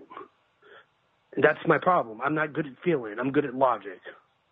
To me, like, it goes back to the gun argument, all these bullshit arguments, right? My homeboy on the train, he was the guard, right? He's walking through the train. There's this kid, he's well built on the train. He comes back. Mm-hmm. The guard says to me, "Oh, that kid's a boxer." I'm like, "Oh, that's cool." He's like, "Do you know that this guy drops 35 to 40 pounds right before a fight?" I'm like, "That's crazy." And he says to me, I swear to God, he says this. He's like, "It's not healthy to drop 35 to 40 pounds in a short period of time." Mm-hmm. And all I could think is, he's taking punches to the fucking head for a living, but the thing that bothers you is him losing weight? Like, I don't understand that concept. Like, you worried about the little thing, when this guy's literally going to go and just every time take punches to that. Yeah. That's the big problem. You worried about the little problem. Right. You know what I'm saying? People are worried about, like, did somebody get shot crossing the border, but not the hundreds. I do feel like, though, the Chicago thing, last year. I do feel the Chicago thing is a narrative being used politically on both sides, really, to be honest with you. And in my defense, I don't listen to the news, either of them. So like, I barely do either myself. So I barely do because it's all agenda based, and I really don't hear about it. And I think, like, look, the bottom line is no one, even the conservatives who sit there and say Chicago, they don't give a fuck about Chicago. They use that as a talking point when they need to use it, And furthermore, I don't even, I think a lot of that is, there's even a divide within liberals too, in terms of the blacks and white liberals to some degree. You go on social media, there is a divide there too. Like, in my opinion, when it comes to liberals and conservatives, like, liberals are it is modern day tribalism. You got the black tribe, you got the gay tribe, you got the transgender tribe, you got the feminist tribe, you got all these fucking tribes. You know what I'm saying? And what conservative tribe is there? Like, we have black conservatives, white conservatives, rich, poor, whatever. Like, but conservatives, like, literally, we don't play the game that the left plays. Well, that's a question. I mean, obviously, you consider yourself a conservative independent. What is a conservative? Because I think people today do not know what a conservative is. Well, the way I see a conservative, right, there's things that are true, there's things that are not true. And conservatives, if you want to label them boring, I really don't give two shits what you label them. But this is the easiest way, like I explained to my wife, who, like, leaned left when I met her. Let's say I own a house, and this house is worth, conservatively speaking, $200,000, right? Like, I don't know what the other houses are worth, but, like, this is what I feel that it's worth. It's like the estimate that I can give you that's, like, the most possible, can't go wrong estimate. Like, I'm not going to use this elaborate thing to try to make it more than it is. But if I try to say, well, with the bathrooms done, and if this house sells for more, the house could be, I could try to use this elaborate argument to try to create a value that's not there. All to me, a conservative is like, you don't vary from the things that are true. That's the easiest way for me to explain it. Like, if it's true, it's true, and if it's not true, it's not true. Like, it may be boring, but, like, I don't outthink the room. Most conservatives don't outthink the room. We believe things based on evidence, not the things that we want it to be. And especially not the fucking things you feel that it is. Like, right. I don't care what you feel. My son sometimes feels like he's Iron Man. He's not Iron Man. Like, I let him think that, but he's not. Your feeling, I don't know if we talked about this last time, but, your feelings don't matter. Like, you could be having a bad day, and you get home and you find, like, you find the winning lottery ticket in your drive. You have a great day. You get back the best day in the world. You find out your wife and kids are in the hospital in a car accident, and you're having a bad day. Your emotions are up and down like a roller coaster. That is the worst place to ever put your state of mind. You know what I'm saying? Like, the things the things you believe, the things that you respect, they don't vary. They're not so up and down. It's a very consistent place to be. And so for me, like, it's about placing your values in life in the most consistent, logical thing that involves truth. You know what I'm saying? Like, right. That's why when we talk about sports, when we say who's the best quarterback ever, it's an opinion. Like, there's no right or wrong. Eli Manning, go ahead. Yeah, Eli Manning. Joking. So joking. If you ask Tom Brady, maybe he'll give Eli his due, but that's about it. So joking there. So, I mean, said that, to me, a conservative leaves less room for error. A liberal tries to include things that just are not true. That's the easiest way for me to explain my perception of being a conservative. Well, a lot of my conservatism really is rooted in economically. I believe in small government, or should I say smaller government. I mean, what is small government? What is small government at this point? No one knows. Things like that, things of that nature. I believe that if I can balance my budget at home, why can't the government do the same? I agree. But things like that. But if conservatively if economically you're conservative, this is somewhere where we might not agree. This is what I told my buddy at the barbershop. Right. They were all up in arms because Trump said if somebody crosses the border illegally, they can get shot, right? And this is what I told my buddy. If you are pro-choice, I don't want to fucking hear a word about the sanctity of human life. If you're pro-life, we could talk about this. But if you're pro-choice, don't fucking pick and choose. You can't have it both ways, or else you're a hypocrite. Is abortion a thing that's definitely something that you're passionate about? Because that's one thing I will say that I'd be honest. Yes, I'm passionate about abortion because, like, my son, like, literally, the whole Planned Parenthood thing was a form of eugenics. Even still today, places in the world use Planned Parenthood as a form of eugenics. My son would not make it through that. Even if you look at the things that Margaret Sanger said, most black people would not make it through that. Like, right, she's a racist. I know her racist. Yes. So what I'm saying, I think to me, abortion and Planned Parenthood, I will grant somebody rape and incest outside, but even that, the whole Roe v. Wade was a lie about somebody who claimed to be raped. It wasn't, by her own admission. So, like, if you're going to say rape and incest, it's like, well, if we could prove it, maybe, but, like, even if you can't prove it, somebody could just be lying. That's the way it's started. I gotta be honest with you, like, the abortion thing, honestly, not passionate about. And as I've gotten older, I've become less and less about it. And to me, it's more so when I was involved in church heavily, growing up as a kid.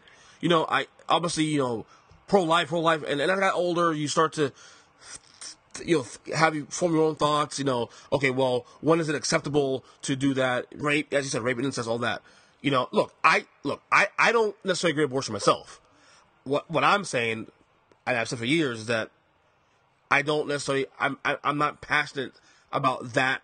Like when I go to the voting box, for example, like a lot of people put abortion as the number one priority is the reason why they vote for this president or whatever. That's not me. I don't really.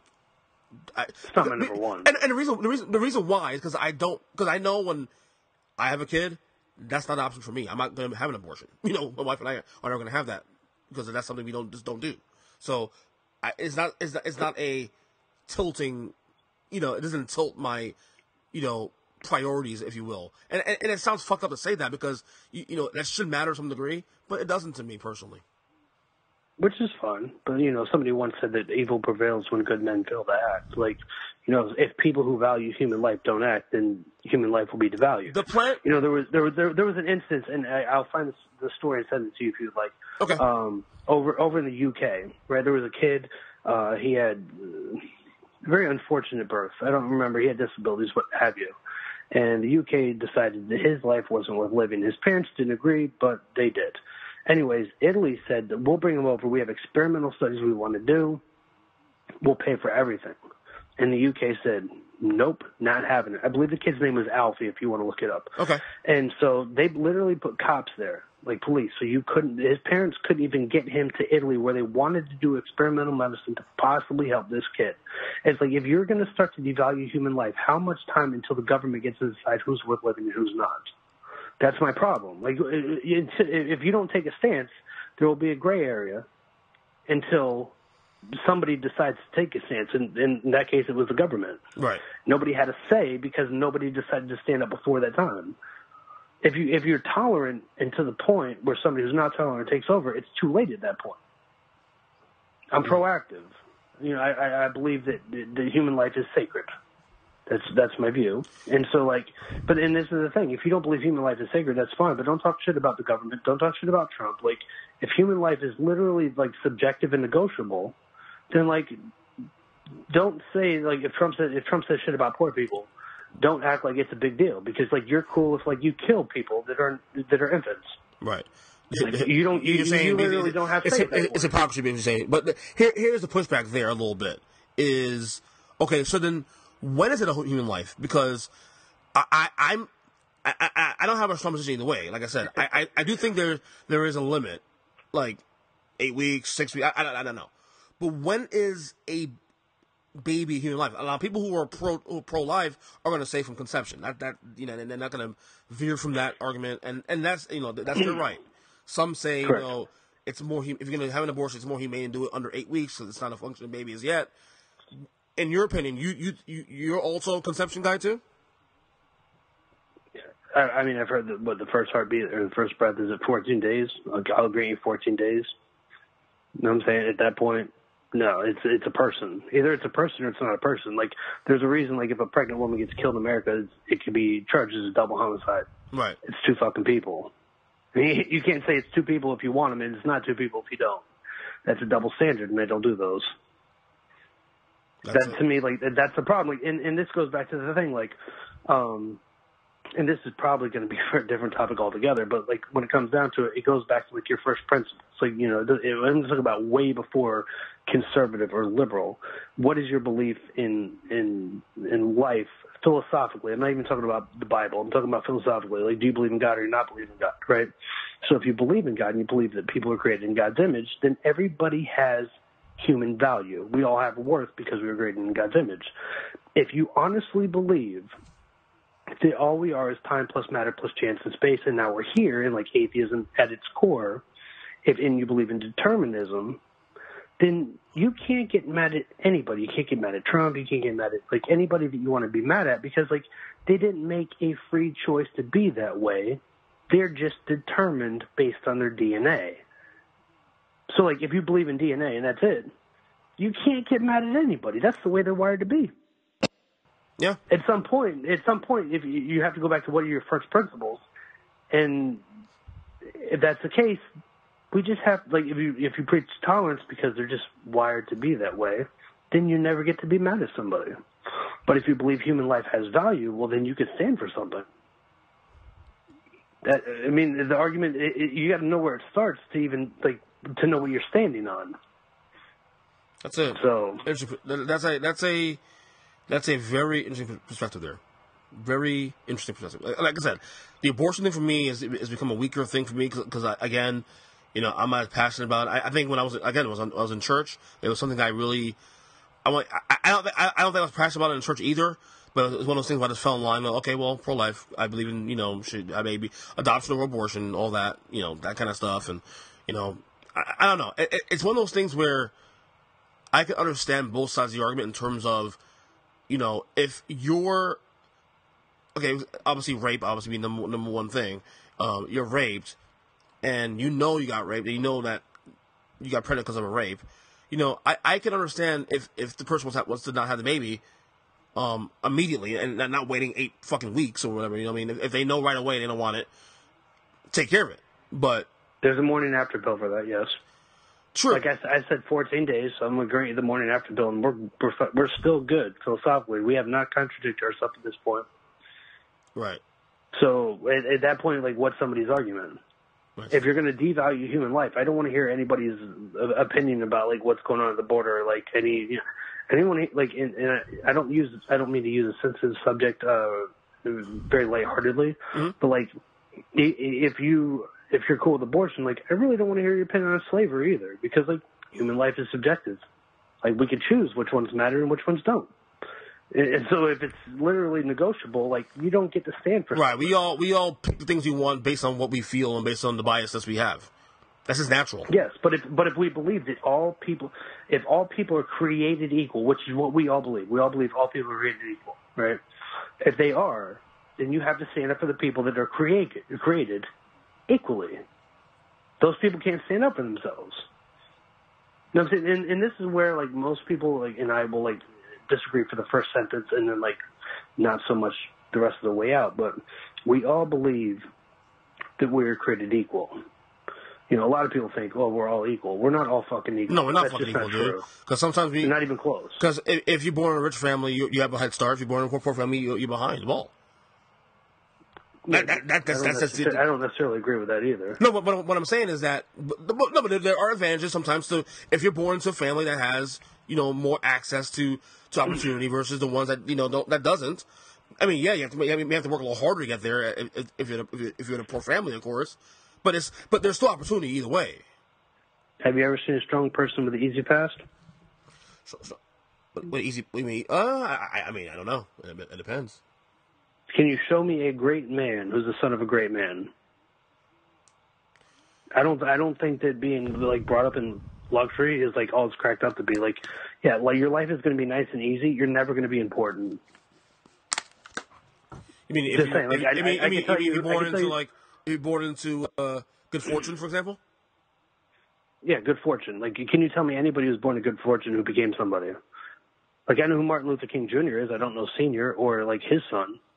I can tell you, you know, like literally, I can go up and down. Bill Gates was, I believe, the son of a carpenter. Right. And I could, you know, so many people who were like Oprah was like, you know, if we're going to say that, you know, black people are oppressed, women are oppressed, poor people are oppressed, she literally hit the trifecta. She's one of the most richest women in the world, if not the richest woman in the world. Like, I can point out to you, like repeatedly, how many people are extremely successful who started from nothing. But can anybody show me who's a great person, who's the son of a great person? Can anybody who show me a strong, like LeBron, his mom, you know, had some unfortunate things. His dad may have left, whatever. LeBron is literally the king of the NBA. Right. He's a very strong person because he had to be strong. He wasn't brought up coddled. But so, like, until somebody could show me a bunch of people that were born rich and just became like this great person, I'm not buying it. Right. The adversity, you know, one of the strongest people that I've ever met was my brother. He was born 8 weeks premature. Like, he literally my parents didn't think he was going to make it out of infancy. And, like, he has no quit in him. And, like I told them, I honestly believe it's because he knew how to fight from literally, like, day one. Mm-hmm. He had to fight to breathe.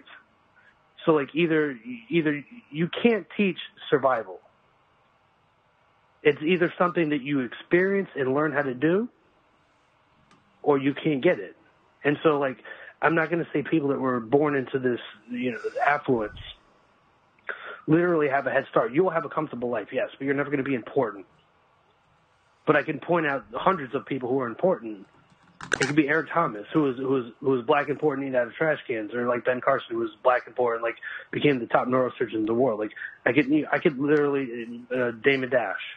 You know what I'm saying? Like, how many people? If you want 100 people, I can give you 100 people who are like literally just oppressed and nobody and poor, and became significantly important.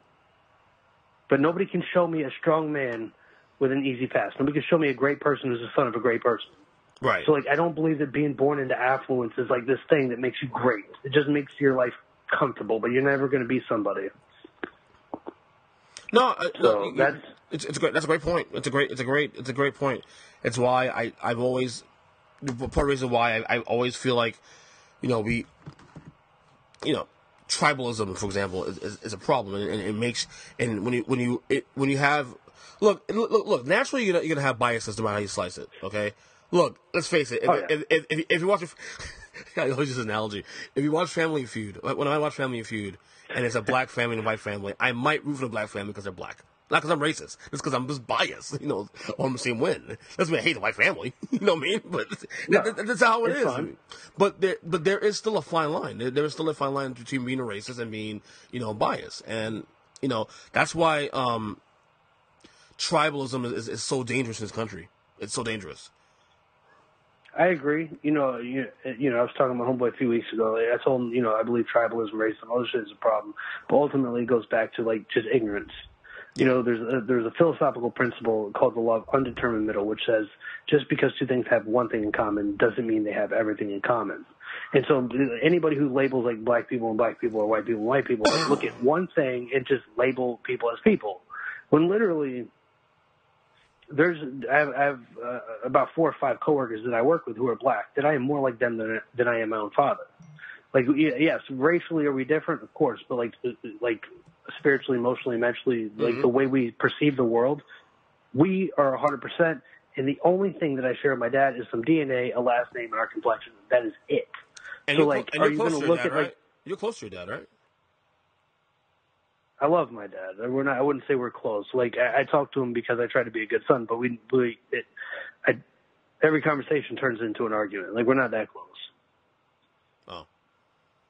Well. And which is fine. Like, I'm okay with that because, for whatever reason, that's the way it turned out. I'm not bitter. That's the dad, my dad, he didn't beat me. He didn't, molest me or anything. He wasn't a bad dad. He was just somebody that I don't agree with on anything. So it just is. But having said that, when it comes to like how do we relate ourselves You know what I'm saying? If you relate yourself to like people who are racially the same as you, I find it to be ignorant. Just because I think there's a lot of black people that I'm more like than people in my own family. Having said that, there's people that I know, like, and I'm sure you've experienced it, that you may have met people like this. There's plenty of black people that I know who like, and I mentioned the name Ben Carson. They're like, that lunatic. And, like, these black people don't even like Ben Carson. So, like, literally, it's like they're more Democrat than they are even black, which is funny to me. But the funnier thing to me is when I say, well, why do you think he's a lunatic? They literally have nothing other than, I don't call him out on this, but, like, CNN told you to think he's a lunatic. Well, because things he said. I'm like, what things? They have nothing. Nobody's ever brought up a point on, like, when Ben Carson's a lunatic. Because he's not. Anyone who's stoic isn't crazy. You may not agree with him, but he's not fucking crazy. I would vote for Ben Carson, to be honest with you. I would vote for Ben Carson. I like Ben Carson. I appreciate that. Me too. Like, everything he said, I thought was spot on. But, like, I at least in my small perception of society, I see that, you know, there's more black people who relate themselves to being Democrat than they do even black. Like, you know, as soon as Kanye started supporting Trump, how many people turned on Kanye? Well, Kanye was crazy even before that, though. To be fair. Oh, Kanye already started losing his shit even before Trump was in the picture, to be fair. Yes, I think Kanye is a dumpster fire, but I'm saying all the people who like Black Lives Matter, this shit, the minute Kanye like started to support a Republican, they turned on him, which is funny to me because I think like when Kanye interrupted Taylor Swift, all the people you would say are conservative are like, oh, that's rude, and all the people you would say are liberal, like, oh, you know, Kanye's speaking his mind, whatever the fuck. Right? But as soon as Kanye supported Trump, all the people who were liberal hated him, and all the people who were conservative loved him. And I'm like, it's the same guy who interrupted Taylor Swift. Like, I don't know how you have these mixed emotions. I don't understand that. Well, the whole situation to me was a dumpster fire. Just like Kanye in 2009 doing what he did to Taylor Swift was a nothing burger for me. Him doing the Trump thing is a nothing burger as well too. Like to me, Kanye did not move the needle for me.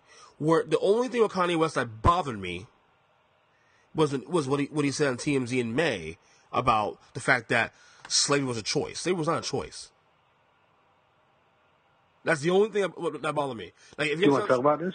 Well, remember on TMZ with his first rant on TMZ with Harvey Levin, and he said that slavery was a choice. I mean, if you want to have this conversation, I'd love to go down this road. Well, because one of my biggest. He probably meant something different in terms of like the modern day slavery. But he was saying literally in the 1800s when slavery was actually a law in this country that people had a choice. No, he didn't have a choice. That was a law. Okay. That bothered me. What about the Underground Railroad? And he was very specific about saying back then, the 1800s, back then. He didn't say... Yes. What about the Underground Railroad? Somebody decided to stand up against somebody decided to stand up for what they believe in. I believe in dude, you and I could disagree with this, and I'm okay disagreeing with you. But I believe everything in your life is a choice. You know, somebody once said, "I would rather die on my knees than live on my feet." It's a Soulfly song, actually. You can go down fighting, but like I honestly believe everything in your life is a choice. We have literally like, I'm not a puppet where I can be conditioned, or an animal where I can be conditioned. Like I can literally choose whatever I decide to choose. And so, like, I believe that is a very difficult choice. Having said that, I believe that if you decide, I will no longer stand for this, you could die fighting for your freedom and never have to live as a slave. Like, Braveheart, I watched the movie when I was young, so, like, I don't remember it very well. But I remember that was one of the principles, like, that they talked about when the Scots were fighting for their freedom was, you know, it's better to die on your feet than live on your knees. Like, right. You're not going to die serving people, you will die fighting for your freedom. And so, like, to me, I don't use words like impossible, can't, whatever. I don't believe that, like, I believe that everything in your life is a choice. This is something I tell my wife, I tell my son, I tell anybody I talk to, like, and so if we disagree with it, that's fine, but, like, you know, I had a friend of mine who's like, well, what if you're, like, in a desert and you're, like, you know, 500 miles from, like, whatever? And I'm like, you have a choice to stay as a victim in the desert or to at least see if you can make it by walking. If you die walking, you died as a free person trying to fight for your freedom. If you die sitting there, you are a slave to your circumstance. That's just the way I see things. I'm not saying it just because like I see things a certain way does not mean I say it's an easy thing. It's just I always believe there's a possibility. I see a point there, and what you're saying makes sense. But I think the problem is it's easier to say this now in 2018 versus 1852. You know, when I get what you're saying. I mean, you had a choice, and we can go back to like the first 30 years. made a choice to Underground Railroad. I get all that, but I think it's to me for him to say that though, in a sense, like if he made himself clear about saying modern day slavery and the mental slavery and all that of today and victimization, he has a point there, but to specifically tie in a period where we literally didn't have any rights until literally 50 years ago. Well, just because you didn't have rights legally doesn't mean you don't have rights. Like legally and like morality and philosophically are different. Yeah, but again, legally, morality, like these people, I mean, it's one of those things where you can go down that road and say, well, you break the law, you break the law. Well, technically, if you were running off a slavery plantation, you're breaking the law. Yeah, it's kind of like the same thing as stealing gum from a store. But you can do that, right? You can break the law. You could make. I mean, that's not relevant to what you do. Like we all steal cable, we all steal streaming services, and we share with people. Sometimes, I guess, to some degree. Like I have someone's Netflix number. I don't know. I mean, but I don't know. To me, it came down to this to me more than anything else with Kanye West, and it's the same thing with LeBron James to some degree. I don't think people like them, for example, are sophisticated enough to discuss actual politics, like nuts and bolts politics. Like, yeah, there's rights. Yeah, there's police brutality. Yes, okay. So, what are you going to do about it? What kind of policy ideas are you going to present to your local government or even the President of the United States to counter this stuff? Well, that's what. Go ahead. I'm sorry. Go ahead. Two things I want to say about that. One is going to go back to like my core beliefs, which is theology and the Bible, so on and so forth. There's plenty of things that Martin Luther King Jr. said. You can't overcome hate with hate. Hate cannot drive out hate. Only love can do that. Paul said that we're not to be overcome by evil, but overcome evil with good. Paul said that when the Jews were literally being crucified on crosses by the Romans. You know what I'm saying? Like legality and morals and philosophy are different things. So, like, legally, did you have a choice? No. But morally and philosophically, you always have a choice. To me, those are two different things. You know what I'm saying? Like, I'm not saying it's right, but I'm saying, like, the Jews were facing is equally as much oppression as, blacks were, like, back, 200 years ago, whatever. So, to say Kanye was saying back then, I'll go even back farther than that. I'll go back, 2,000 years. The principle doesn't, the truth don't change. You know what I'm saying? The principles are consistent across the board. When it comes to people like Kanye or LeBron James, one of the favorite things that I've seen a lot of things by Denzel that I love, but one of the things somebody asked him about, Obama, Black Lives Matter, whatever. And Denzel said, the problem in society, more or less, I'm going to paraphrase very poorly, but he said the problem in society has nothing to do with the president or the laws. The problem is we don't love each other, and you can't legislate love. That is so true. Something like politically, you can't do that. So, like, either we're going to love each other or we're not. But, like, you can't make laws to love people. So to say that, like, LeBron and Kanye can't say a certain thing, like, nobody's going to change a law to make us have human decency. It's just not going to happen. Either we change people or we don't. But the more dependent we are on government, the less likely we are to change as a society. That's one of the reasons I'm pro-small government. So, to say Kanye, what he was talking about was back then, I'll go back even farther than that.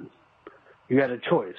Paul talked to the Jews about the choice they had, why they're being literally hung and crucified on the cross.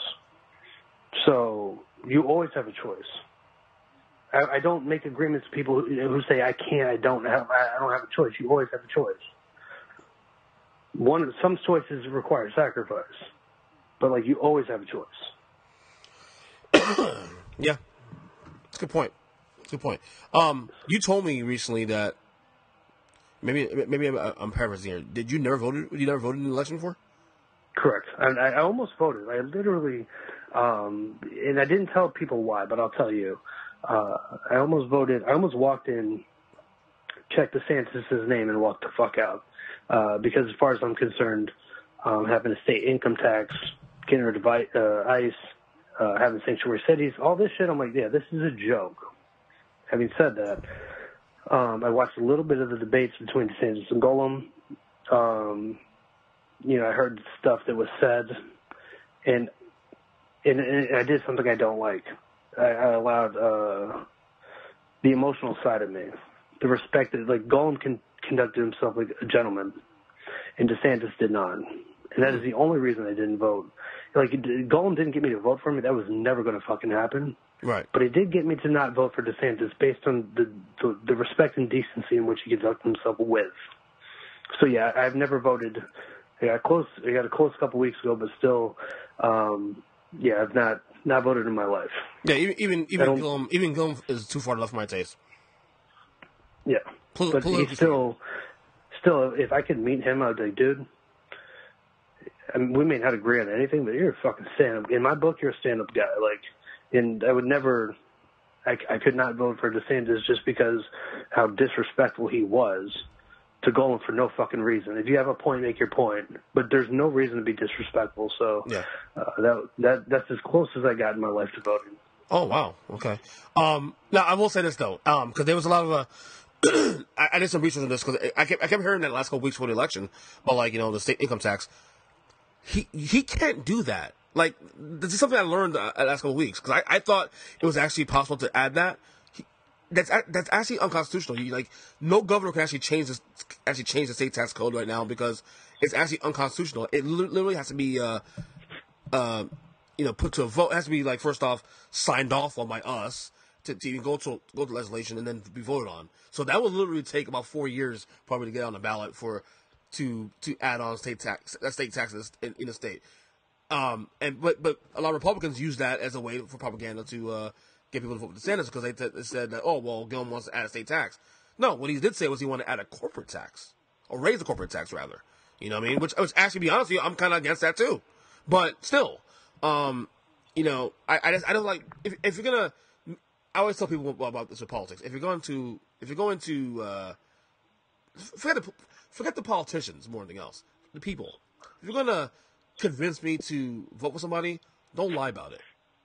don't throw out lies. Because I actually put in the research to say, okay, well, could this actually happen? And no, you can't. You can't just add a state tax on a whim. That's a process, and it's a long process. And furthermore, so Golem did not say he wanted to do that. No, he didn't see that. He wanted to raise the corporate tax. It's a big difference. The state tax, but and by the way, I'm against that too, because that affects job creation, in my opinion. But that's not here or there. But my point is, I hate the propaganda from both sides, that the lies on both sides and all that, and it's getting sickening.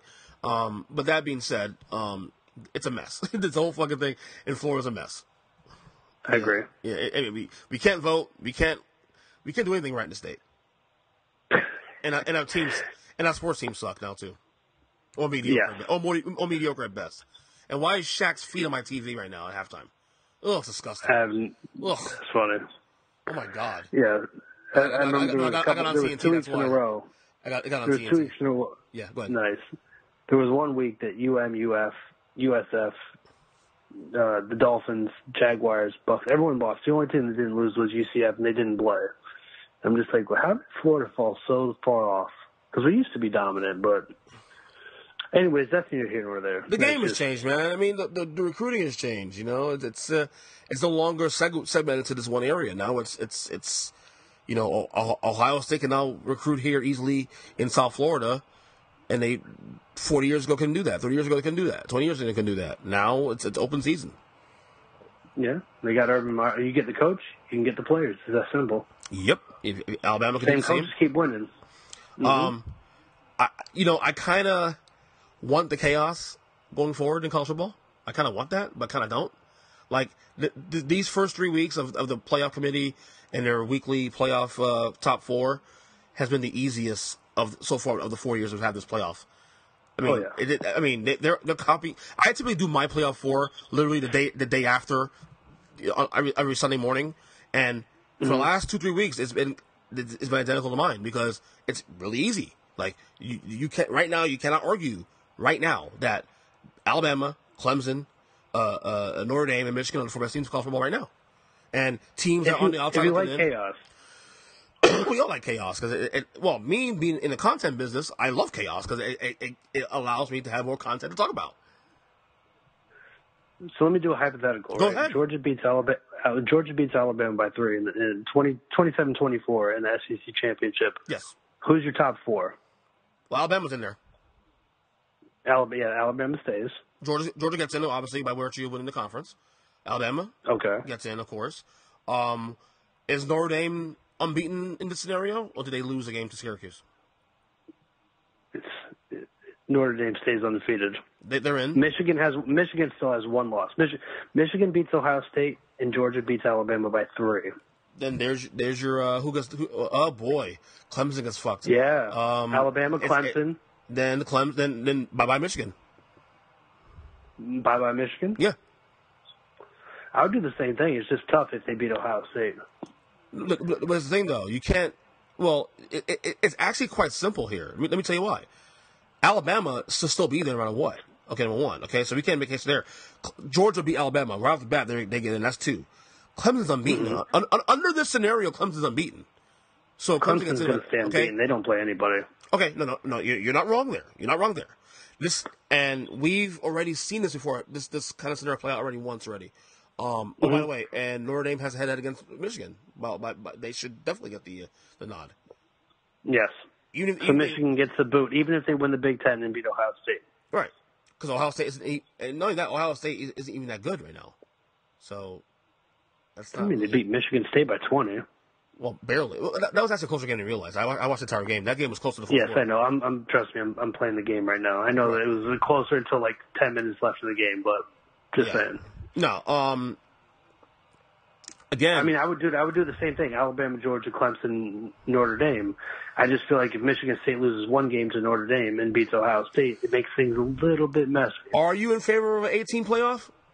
Hell no. I don't even like a 4-game playoff. Why is that? Because, dude, in college football 4 or 5 years ago, 6 years ago, every week mattered. And if you lost, tears everywhere. Every week was so important. Now when you can lose a game and still make the Final Four, less important. You get 8 teams in and you can lose 2 games, less important.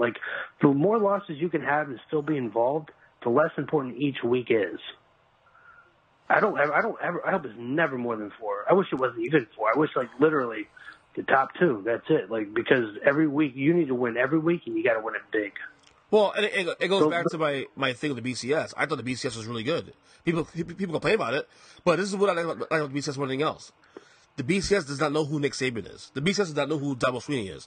They don't weigh in the biasness of, well, it's Nick Saban, so we should give him a chance because he's dominant. No, the computers don't know who he is literally. So therefore, they're not going to weigh that. The BCS in it was 18 years they existed. They almost always got it right. They've been 1 or 2 years where you can question, okay, well, this is the wrong 2 teams, but they almost always got it right. The thing is, no system is ever going to be perfect. but it was pretty fucking good. If you let, for instance, you start letting 8 teams in, you can let the 8th seed in and the 8th ranked team in, and they get hot for a few games and win the national championship, and you know that that's not the best team in the nation. You let the BCS take care of it. The eighth best team is not getting there. I will say it does. It definitely does drop the importance of the regular season games. Definitely, Notre Dame, Michigan wouldn't weigh so high today if you had an 8-teamer, because you say, "Oh, they're both in no matter what," Yeah. Whereas, 4-gamer, you have to weigh that option. Why should Michigan get ahead of Notre Dame, and why is Notre Dame an edge on Michigan because they had the head-to-head, so they have that over them. I agree with you to some extent. I'm the kind of person though that likes to prefer everything proven on the field. But my thing is, how far do you go? I'm saying, I remember Jim Boeheim once said, we should allow, instead of 64, we should allow 128 teams in fuck that. No. to the NCAA tournament. And I'm like, really, dude? Get like, the how fuck are out you of here. fucking No. serious? But I'm saying, what's the difference between 4 and 8, 8 and 16? How far do we go? They got 68 now. That's too much. I agree. But when it comes to, the NCAA football playoffs, how far do we go? 8? Why not 16? Why not 32? How far are we going to take this? The only defense for the 8-teamer is the 5 super conferences and the 3 at-larges. The UCF argument. Look, they shouldn't be top 4, obviously. But if there's an argument, UCF doesn't get an argument. You want to play an argument? Schedule someone better than Memphis. That's your argument. The problem is the schedule's made 4 years in advance, 5 years in advance. So by the time it happens, who knows? I'm with you. In that case, don't go into overtime with Memphis. Oh, no doubt. Beat Memphis by 50, and then we can talk about it.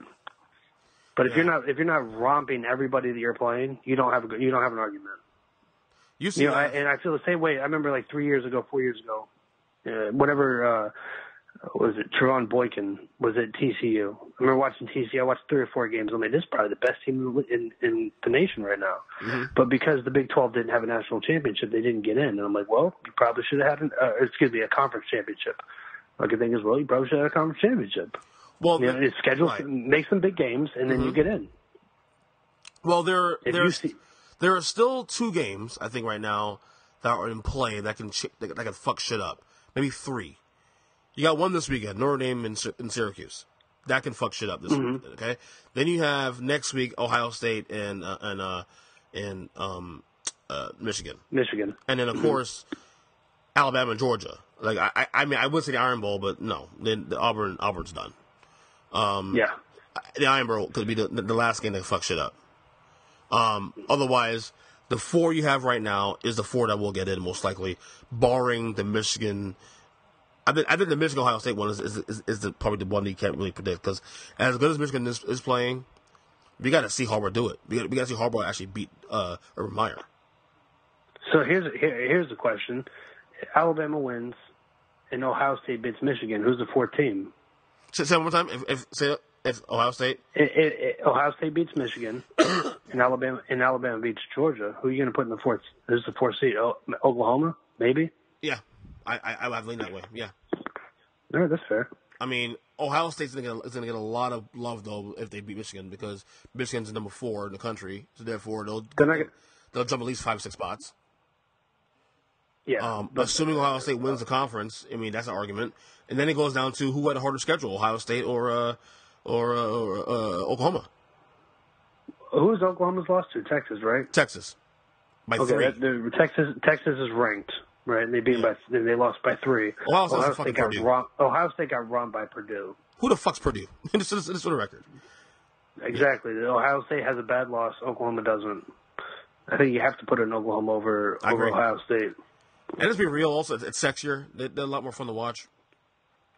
Oh yeah. I mean, they can't play defense. Ken Murray's a beast. They can't play defense with a lick. I mean, but defense doesn't bring people to the TV. I agree. And I'll be honest. I mean, think about this. If Oklahoma's 4, wouldn't you want to watch their offense against Alabama's defense? I was just going to say that. I was just going to say that. I'd rather watch. I actually want to see Oklahoma against Alabama. That's why I'm selfish in that way. Alabama, you're not selfish. You're just interesting. I like that. Yeah. No, I think it's going to play out. No, Oklahoma will be my split between those 2, because again, that Purdue loss has to mean something. I agree. You can't lose to bad teams. No, right. None of those, and that's the thing. People, Ohio State fans say, "Oh, whoa, it was only 1 loss." Yeah, but all the teams right now that are at the top 5, top 6, top 7 don't have a bad loss. Like Georgia's loss was to LSU. Yeah. LSU is still in top 10 right now currently. Yeah. Assuming they lose to Georgia, assuming they also lose to Alabama, it'll be Alabama also too. Michigan's loss was to Notre Dame. So I mean, that's Oklahoma's loss was in Texas, so right. They all had good losses, quality, or at least to quality teams. Yeah, exactly. So, besides, I just hope Notre Dame ends up playing Alabama, because Notre Dame deserves to lose the way they need to lose, not like a close game, like a fucking beaten. I don't know why, but it annoys the hell out of me every time we put Notre Dame in this elite conversation because they're not part of a conference. They always play a mediocre schedule, and for some reason we talk about every 5 to 10 years we talk about how great they are until they play a great team and just get beat off the field. And they're gonna play a bad USC team. They're gonna play Stanford. The Stanford doesn't look good anymore because Stanford's falling apart. 4 losses. Yeah. They beat nobody. If somebody wants to, I forgot where I heard this. Somebody wants to. Do you know why the story of Rudy was at Notre Dame? What's that? Because a slow, undersized white kid's not going to make it to Alabama. Just saying, like that kid's not going to make it there. He's not even going to get a fucking tryout. That's funny as like, shit. You know, I used to tell this dude on the train, if you take a kid to South Bend or South Beach, he's going to UM. I'm not taking shots at Notre Dame. I'm just saying the talent they have there, I don't feel is that great. Yeah. South Bend is not a desirable place. All right. Before I let you go, in my opinion. Before I let you go, are you still on your NFL ban? I mean, I check the scores from here and there because I have, a few bets I probably shouldn't have going on. But how are you going to bet games you can't watch? I don't watch the NFL because, for the reasons we talked about last time, the NFL. If you want to play a commercial, I find it to be controversial. That's fine. But if the veterans want to run a commercial that says "Please stand," and you're not going to allow them to run the commercial, then you're picking a side. And like I told you before, when it comes to the military and stuff like that, I will side with the military. I didn't like Trump because he was taking shots at McCain for being a prisoner of war. And to me, one of the most important things about this country is that we protect ourselves to always be a free country. Right. And so if the NFL does not want to, if you don't even have to like it, but if you at least allow the veterans to air the commercial, at least you're being neutral. But to not allow them to air the commercial, it's like, you know what? If you're not going to support the military, then you can piss off. That's my stance on everything. And ever since you've known me, I love the NFL. But at that point, I'm like, you know what? You have standards. I don't like it that much. I got standards, so I don't watch the NFL no more. They can go be overpaid to entertain somebody else. So how long? Which is fine. How long is the ban gonna last? You think? For me? Yeah. I might not ever watch the NFL again. I don't care, dude. Like, this is a game. Like, there's more. And literally, dude, I get to spend 10 more hours a week with my family. You think I'm losing on this? No. I agree. I'm winning. That's why the thing is, I always say about the NFL, don't give people reasons to not watch something. Find something else to do in those 10 hours. Don't be an idiot. Yeah. And by the way, I took your side on that also too with the commercial thing with the Super Bowl. That was ridiculous. I was really outspoken about that too. You can't play both sides. I agree. My thing is, dude, like, I love talking sports, right? But like you and I, let's say we spend 7 hours talking sports. At some point, we get to the place where we're like, okay, we've talked about everything. We have nothing left to talk about.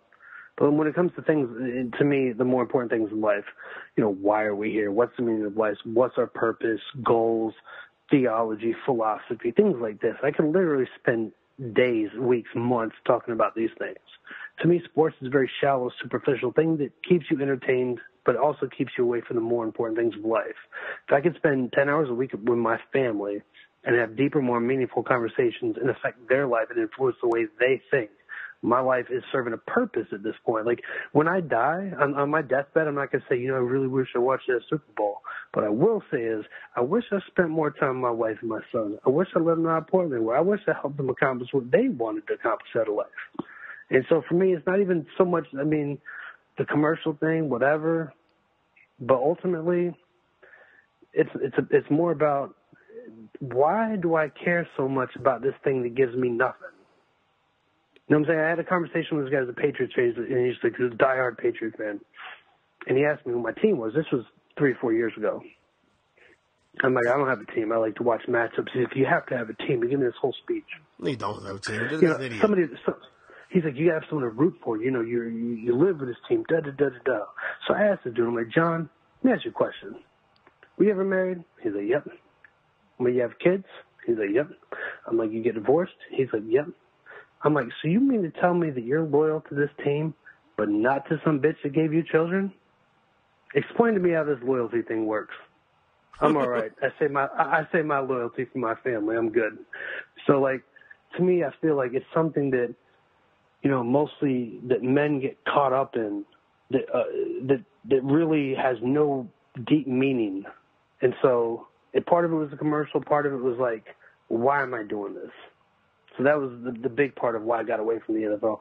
I watch college football because the game entertains me, you know, but ultimately if I had a choice between watching Alabama play Georgia in the SEC championship or Alabama play Clemson in the national championship, or you said, Dave, you want to have a deep talk for 4 hours? I'm talking to you because, like, this game don't matter to me. But, like, maybe you could change the way I think, or, like, we could, you know, I could get to test my theories or philosophies or whatever. Like, to me, that's way more important for that conversation could change the way the rest of my life goes. That game ain't going to change nothing but 4 hours. So, you know, it's kind of a combination of both those things why I don't watch the NFL no more. Right. And on that note, Dave, thank you so much for the pod, man. Love you, E. Good talking to you. I hope we get to do it again soon. All right, brother.